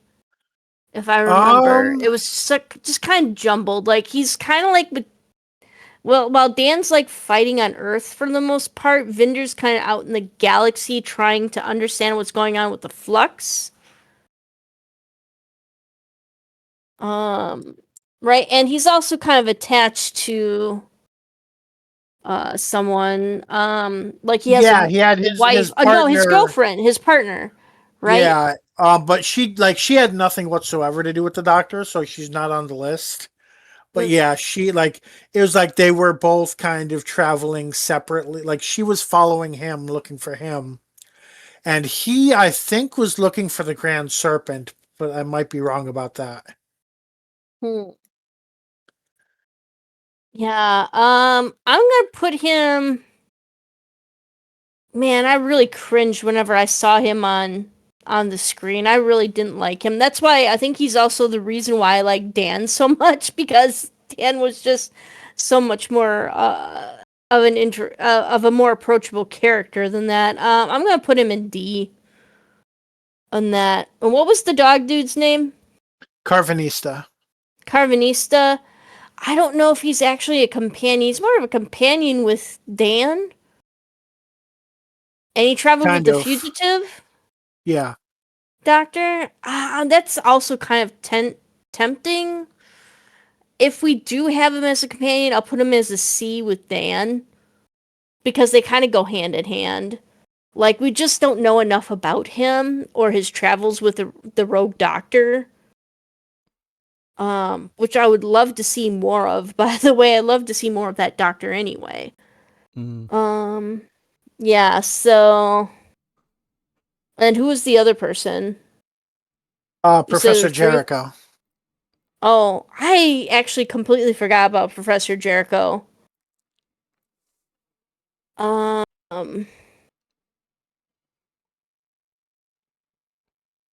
really remember what he was big in Flux too, wasn't he?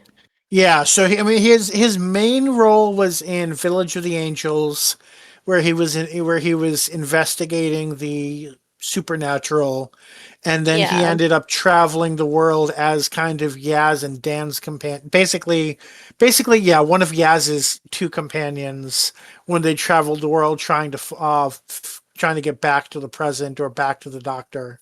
He doesn't die though, does he? I thought he like super aged or something. Maybe I'm thinking of someone else. I don't think so. I thought the angels killed him, but like, or he had to sacrifice himself or something in order to stop the angels. I could be wrong though. I think I think I remember him. I think I'm gonna put him in C too because again he was a pretty interesting dude, but not enough to make me remember him apparently. So it says the group retreat. This is from I specifically typed TARDIS.wiki and it sent me to fandom instead. Come on, damn it. Hopefully, I think because he looks familiar in our little thumbnail here. Gosh, but I don't know. He helped with the companions, but there's a lot of characters that do that. Would he even be a companion? Yeah, that's where you get the splitting hairs of like companion versus. Like he was Yaz's companion at the minimum. Yeah, was he actually on the TARDIS though? At least I don't think so. I'm gonna have him then. Because Corvinista at least we have kind of traveled with the Renegade. Was Dan ever on the TARDIS? Yeah. Yes. He was traveling. Okay. Yeah, Dan. Yeah. Okay. Okay. So you were asking about Jericho's death. So this is from TARDIS.wiki. The group retreated through the tunnels, traveling to 5 December 21. Here he reunited with the Doctor and accompanied her back to 1967 to recruit Claire into the Centauran Resistance. Jericho and Claire were selected by the Doctor to act as spies within a Centauran ship. As the Centauran's psychic command, it required a human psychic to send a message to their foes, the Daleks and Cybermen. Eventually, Claire managed to escape, unintentionally leaving Jericho behind. After a time, the battalion wall moved, outnumbering the fleets, including the one Jericho was on, where he was facing certain death from either a Centauran or the Flux. Although the Doctor contacted Jericho and advised him to get into an escape pod, Jericho, knowing there was not enough time, chose instead to face his death with dignity. I'm going to say that he's not a companion then. Like, he's one of those kind of pseudo, like, he's a side character, like one of the, like, native planet inhabitants or one of the people in, like, the alien military who kind of helps the Doctor out and winds up dying in the line of duty and stuff. But, like, yeah, I don't think he's a companion, because even Corvinista traveled with, or allegedly traveled with the Rogue Doctor. So yeah, I'd put Dogboy in with Dan at C, just because we just don't know enough about him. I loved his character though. I thought he was great along with Dan. He kind of spiced up Dan's kind of appearance a little bit, so it was kind of funny. Again, kind of a comedic duo, but eh. So just to clarify again, so that's A C for Carvanista from Aaron, and was it also C for Also a C for Vin? Carvanista from me. So that'll just put him in C then. Mm-hmm. And so what were the scores again for Vendor? Or ratings, I guess. Rankings. Vinda, I'm gonna have. He did quite a. I thought he did even more than Dan Carvanista. I'm gonna put him in D. Just because I just feel like, again, kind of like with Yaz, he did stuff, but he was also really half-baked. I don't remember him getting a lot of character growth.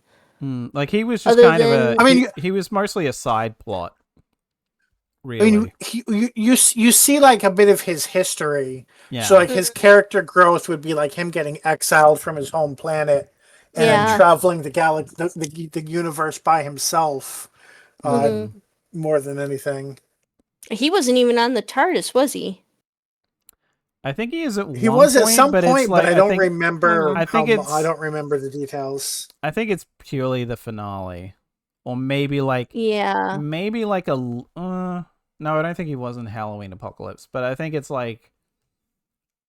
I think it's purely the Vanquishers, which is the final part that he ends up in the TARDIS at one point, but it's kind of a like all these lines coming in and converging in the final episode. So like he's mostly been off doing his own thing, and then it converges in the finale.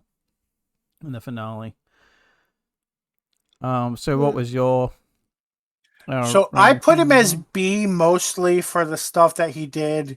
It was mostly for the stuff he did on his own, and then also the fact that he technically qualified as as traveling onto TARDIS. He does do a lot. He's like more important than I think almost Yaz, but I'd put him in with C at least. So yeah, that'll basically like rule my doesn't count out, and just to make it like less annoying to figure out the average, so he just goes with a B and a D. He'll end up in C. So then I'll bring my summary back up.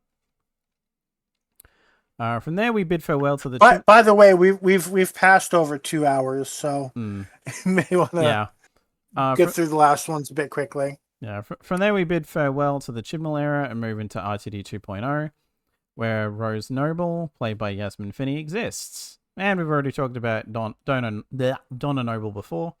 So moving on from the brief mention of the 14th Doctor's companions, we move on to the 15th Doctor, played by Ncuti Gatwa, and his first companion, Ruby Sunday, played by Millie Gibson, who we meet in the Christmas special, The Church on Ruby Road. Ruby was probably meant to be a 2-season companion, given how everything turned out, but for reasons we may never know, bowed out at the end of season 1 of this new era in the episode Empire of Death. Arguably having appeared in... No, actually, yeah, it would be 8. What am I on? I was making a thing of like, oh, it's maybe 9, but then I'm like, wait, no, it's a 2-parter finale, so that would make that 7, and that is 8. But then also, she's barely in Dot and Bubble, so like, do you count Dot and Bubble or not? This era was very weird. So like hovering around 8-ish stories. Or even more if you count like episodes like Lucky Day and that from season 2. Speaking of which, with a new season, we get one final companion to talk about, Belinda Chandra, played by Virata Sethu, who deserved much, much better. God knows how long we would have had her for, but as it stands, it's looking like season 2 is probably the end of her run, as she bowed out of the TARDIS in extremely ridiculous circumstances due to final hour changes in the episode The Reality War. She ends her run with having appeared in 6 stories, Yes, 6. She was in Lucky Day's cold open, then nothing else, and the finale was a 2-parter. If you want to argue 7 stories, go right ahead, but 6 is what I'm sticking with. So, Rose Noble. I don't remember why, but I put her at a B. If I'm quite I don't remember the reasoning. Yeah. Like, if I'm quite honest, I purely have her as doesn't count because she's only... If she's a companion at all, it is only for that first special, the Star Beast, and nothing else. She just kind of... The third special says she regularly travels with the Doctor now. Entirely off screen, I don't count it. I'm sorry. Like, if people want to, they can, and I hope they do something with that in Big Finish. Like, because God knows, Tennant would be willing to do more Big Finish if he had time. Yeah. Like, do stuff with them there, but does she ever even step foot in the TARDIS?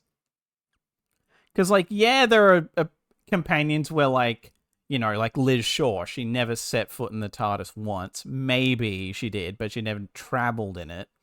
But she was there for the entire series, the entire season, so she counted.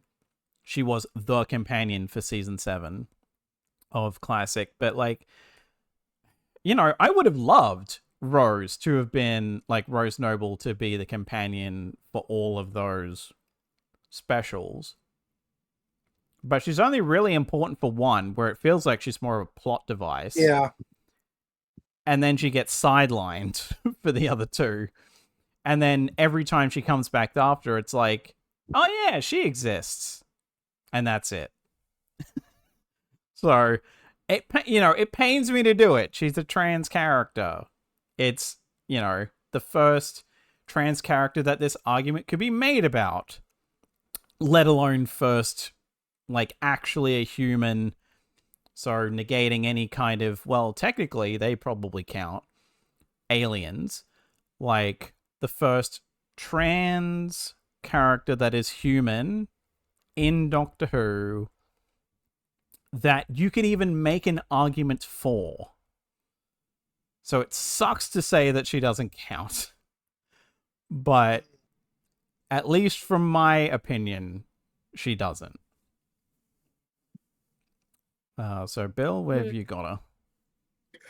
I have her as B. I don't remember. I think the reasoning is mainly that everything else I said causes her to qualify, and then she had an interesting role in the Star Beast. I don't remember if I had any more reasoning behind that. So Aaron?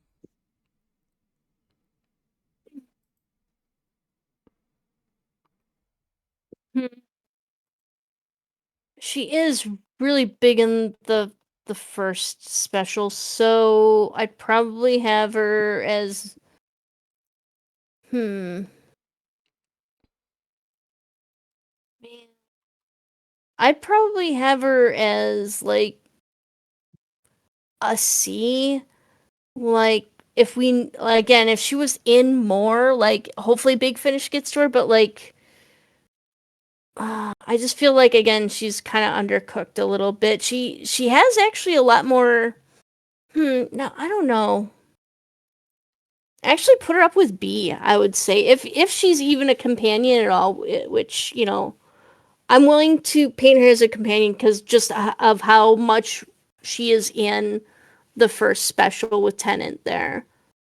And it's not really my favorite special out of all of those for Disney, but because she was so important, I would say put her up for B, just because her whole thing is that she's kind of making dolls from the monsters that she's told, that Donna tells her about and everything. So yeah, and then of course, unlike Yaz, she has more to her than just her sexuality. And just the fact that that she would be the trans companion if they were to kind of fill that out, and we saw her traveling more with the Doctor on the TARDIS. Hmm. Yeah, I would put her with B. Yeah. B, maybe a little bit higher than Yaz on B.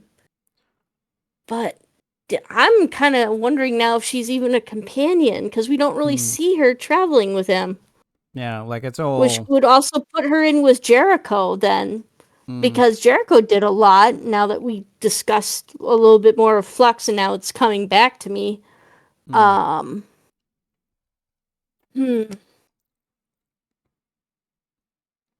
that would make her kind of a side character. Yeah, I personally would say that the parts about where they talk about 14 traveling with her off screen is enough to make her a companion. If that's the case, I would put her just above Yaz on B, because she is a little bit more than... Well, Yaz had her occupation and everything too. She was a police officer, but like...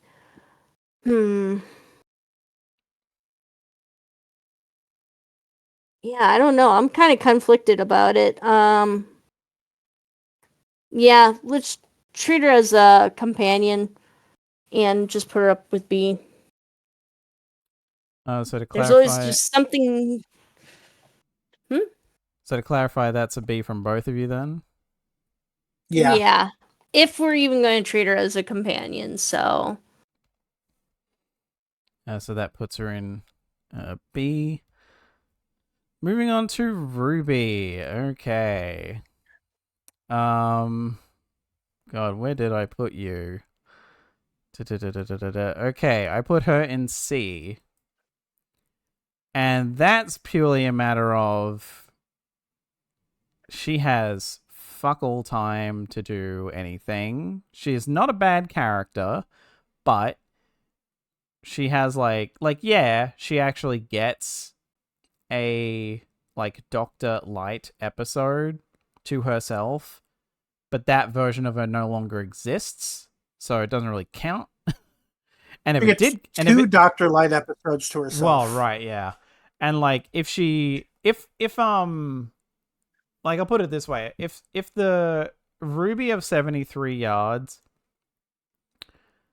was still traveling with the Doctor after that, she would be in D or F because of one decision she makes in that story that really irks me.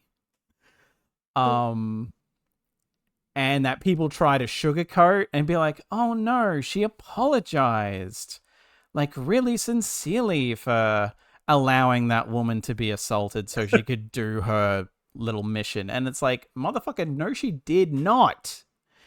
She, from several rows of chairs away, was very quickly like, I'm sorry that happened to you, but it kind of had to happen. Sorry, whatever. I need to go do a thing. She was very, rushed about it. She did not get right up to her and hold her hand and say, I'm sorry that had to happen to you. Or I'm sorry that I let that happen to you, or whatever.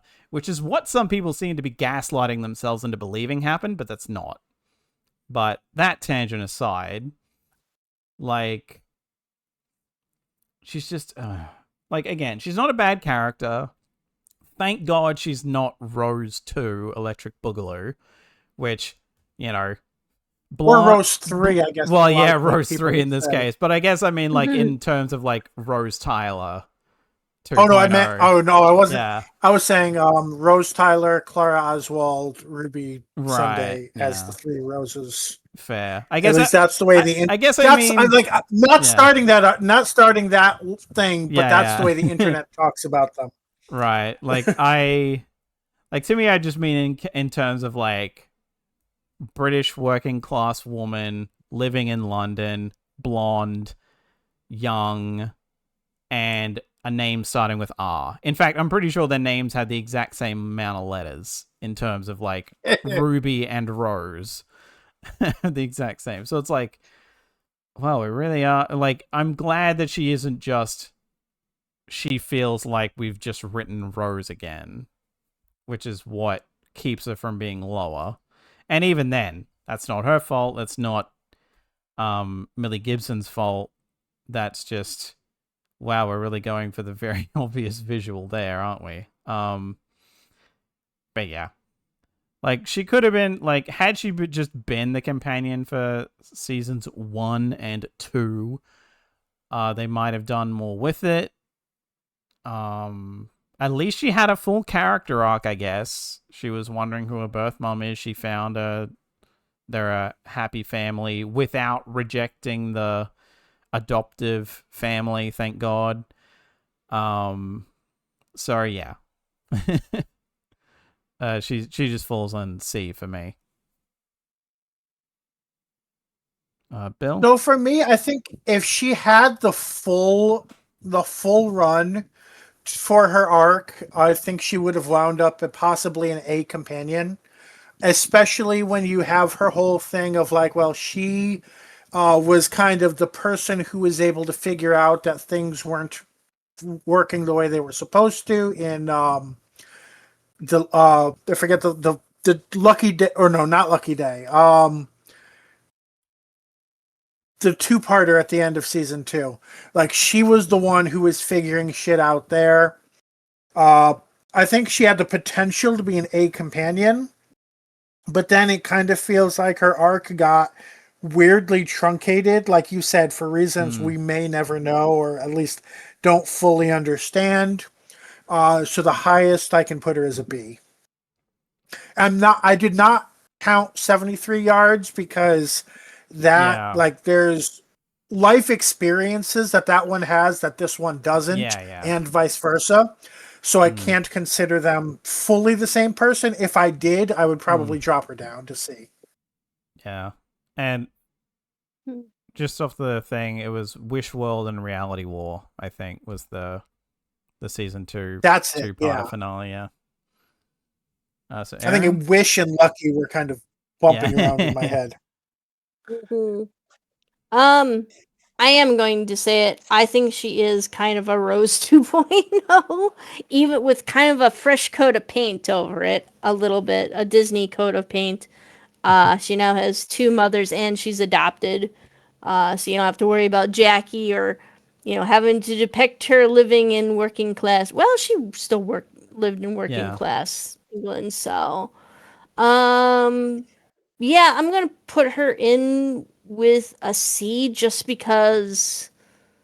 I'll put her up in a B. I'll put her in a B.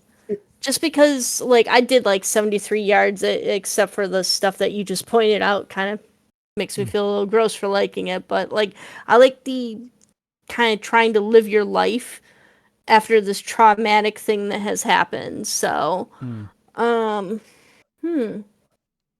yeah, and I think she does get a little bit more character growth than our last entry, unfortunately.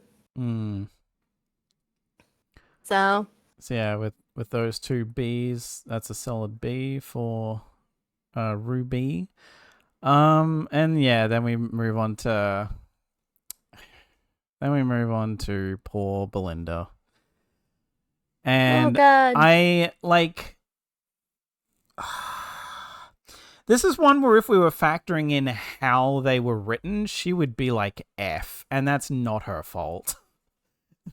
Like, I put her in C, and that really is just a matter of there's a lot of promise with this character in the first episode, for me at least. And there's so much you could do with this. I mean, it is annoying that we go from white blonde working class woman who's like 19 or whatever to person of color involved in a medical profession. So we've gone from a proxy of Rose, kind of, not really. Like, again, she's portrayed differently enough that I don't think it's like a 1-to-1 at least. It feels like we're following a formula of that, but she's not like just Rose with her name scribbled out. But yeah, is like she does feel like Martha 2.0, unfortunately, in some ways. Yeah. And this character deserves so much better, which is fitting, I guess, given that so did Martha. But yeah, it's I could go on a rant about this, but I won't. But yeah, she's such an afterthought. It's really just the strength of the actress that's not having me rank her lower than C, because none of the issues are her fault. She's well acted, and like she has like some moments here and there. But then she has an abysmal exit. Like, holy shit, that exit is terrible. Yeah, let's force this baby on her that we don't know if she wanted or not. Like, Jesus. That ending could be saved. The one little tangent I'll go on with that is that ending could have been saved if she just decided to adopt that baby. And that's it. Not, oh, we've retconned the universe into this is biologically her kid. Her just deciding to adopt the baby. Done. Fixed. Like, that would be something. But, the execution of that still could have been botched, but it would at least be better than what we got. But yeah. Like, she's barely even the companion. There are arguably episodes in that season where it feels like she's a secondary companion despite being the main, which is baffling to me. Like, Interstellar Song Contest, fuck that episode, but also she's like the third string companion in the story she's supposed to be the main companion for. How does that work? Like, what the hell happened with that? Like, that's how you can tell that she was not supposed to exist, because like otherwise she would have actually been fleshed out. But this feels like crap. We need to come up with a new companion, because I don't know, maybe Millie Gibson was just burnt out by the really fast schedule they had to do this. Quick. Make another one. Shit, Martha 2.0, but she's like a different ethnicity. Go. And that's it. Yeah. Like, this, I really hope that someone, like, as much as I don't like saying this kind of shit, I kind of hope someone undoes that and Belinda gets like proper resolution instead of that bullshit. Like, even RTD on his own, undo it in the Christmas special or something. Just anyway, yeah. Belinda gets a C for me. Belinda's another one where I feel like she's halfway through an arc. She had some interesting ideas. They didn't get fully fleshed out. But it feels like her arc got cut halfway through the middle and is never going to be finished. And then they kind of did rewrites that made it so it pretty much could never be finished. Mm. She's not getting another season as companion, period. They made that very clear. Yeah. So she's at C. Mm-hmm. I'm actually going to put her at D because I feel like she's completely undercut and just, it's like they had, and I really like the original idea they seem to be going with her being more confrontational with the doctor, and I wish that they had kept that up. Maybe not like an absolute antagonist, but like you're getting me home now, like more like Ian and Barbara. If they had gone strictly with that and then kind of slowly built on that over the season, that could have been really cool. Or like she could have started out as Ian and Barbara when she's first kind of kidnapped and so she's trying to escape. And then she finally becomes kind of like Donna, where like she's still a little bit antagonistic. She still doesn't put up with the doctor's crap, but she's like winds up being like a better friend to him. And that she kind of understands him more and stuff. Like there could have been a lot of awesome character growth, but again, it felt like it was too hard to do. It's too much work. Especially on the like rushed schedule these seasons both would have had. It's the same thing with like Rose and like I think God, God, I just spaced on her name. We were just talking about her. Rose 3.0. Ruby. Ruby, yeah.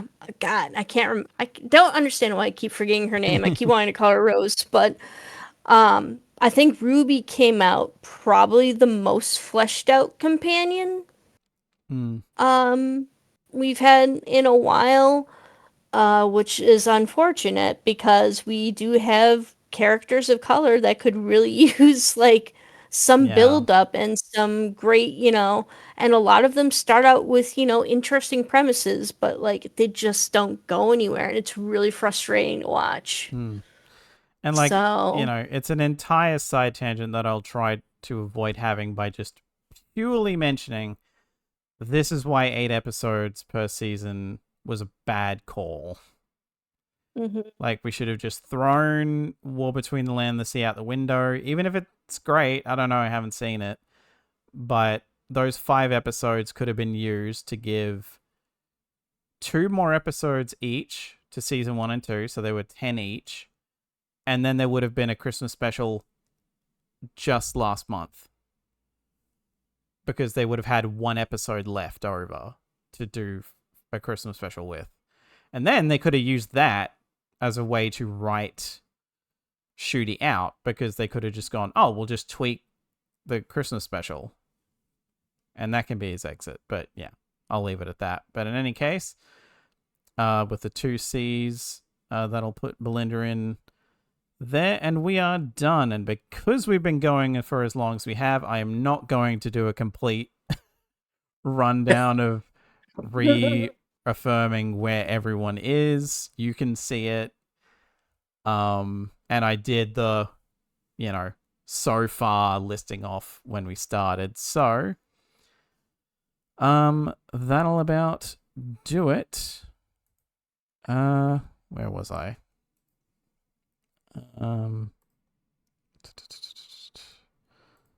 So, now